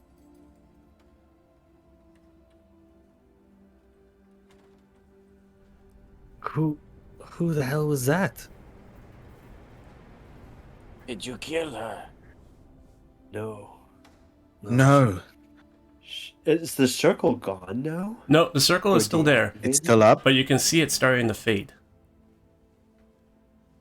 Like you maybe Okay. have Lena. 15, maybe 20 seconds to get through that circle. Otherwise, you are stuck here. Do we risk going through the circle and going wherever she ended up? We know where she went because the mage set it. Hurry. Timberfall. Yes, into the circle. Yes. Tynan dives into the circle. Shit. She took us out in one hit with her side weapon. All right, well, fuck it, we're going. Let's go. I'm just say shout to Bella as running in. Goes, take care. I know you likely won't, but take care of the others as best you can, please, for us. And then like Ceres will limp run into the circle. Yeah, and you can see Belladonna's shocked face as the events of the last minute have played out. And that's the last thing you see of Eldkeep as you pass through the teleportation circle and into the magical vortex. And that's where we're going to end tonight. Basically, we all look like Monica Rambeau going through the hex. Basically. We all just spread out images of ourselves. Images as of we yourselves. So that was a twist. I thought at first, didn't. I was like, oh, chick wearing leathers. Maybe it's Tidum's mom. No. I was like, oh, then maybe it's Thora. Because, she's wearing the Dusk Embrace stuff. No. The barmaid from session 1. Fantastic. Yeah, for those of you who... Wonder what happened So to that. Pierre, you've actually missed this Yeah, I because you wouldn't weren't there. know. So the very first person that this party saw in session 1 was a barmaid called Lena. And the Who goal of works at session the 1 academy? who was at the academy. She was abducted by a mysterious figure. And when she showed up again a week later, there was something going on with her memory. And she wound up escaping, killing the guards that were outside her door. So clearly, something that this figure has done has... Oh, so she wasn't the. So I thought Jasper was the first sign of memory magic, but she was actually the beginning of it all. No, we had That's a Yeah, great. Lena was the callback. first. She was Great the first, callback yeah. there. Mate, honestly. Oh, calling back to the first 2 sessions. Bloody hell. Oh, but what was that? That was like 120, almost 120 damage. So assassins Yeah. basically, so she has an assassin stat block. The assassin basically has advantage if it's the first turn and they're attacking someone who does she hasn't have taken a assassinate? turn yet. Yeah, and it's a Yeah. guaranteed critical hit, which on a sneak attack. So they're basically guaranteed to take someone out first turn. But Yeah, I have that. No as one one of took my the alert factors. feat, right? Oh my god, it's crazy. you did have a chance. You had the perception check, so Yeah. you could have noticed it. But she probably has very Ah. high stealth. Yeah. That Wow. was nuts. She wanted you bad, Dareth. Oh, I thought about You giving have us the. you officially have a burn notice out on you from your order. Yeah, you. Well, I have 4 healing potions. Should I just give them to Tarif and Ceres? you don't necessarily No, you know. should hold on to them to bring us back. You don't necessarily know who Yeah, that's Lena's what I working mean. for at the moment. So, you know. Yeah. But you will find out soon because Times- you've just entered a magical portal, which ostensibly will take you to Timberfall. The That home is, of the assassins. yeah, that is, of course, if the magic worked correctly. Still a long walk to the monastery. Don't Still a little bit of a walk. Are there like 10,000 steps leading up to the monastery and like an army of ninjas that we have to fight? First, you got to get him a flower. Yeah. Wait, Yeah. are there 10,000 steps to the monastery and we can't go into the trees because they all have ward sigils on the trees to stop us going into the forest? Well, we'll see in 2 weeks. So again, we'll be back. For those of you on stream, we'll be back in 2 weeks for session 20 of Memory of Ashes. Hope you have a good night. Hope you have a good week, and hope you're staying safe, staying healthy, and we will see you next time. All right. Thanks, everyone. Bye bye.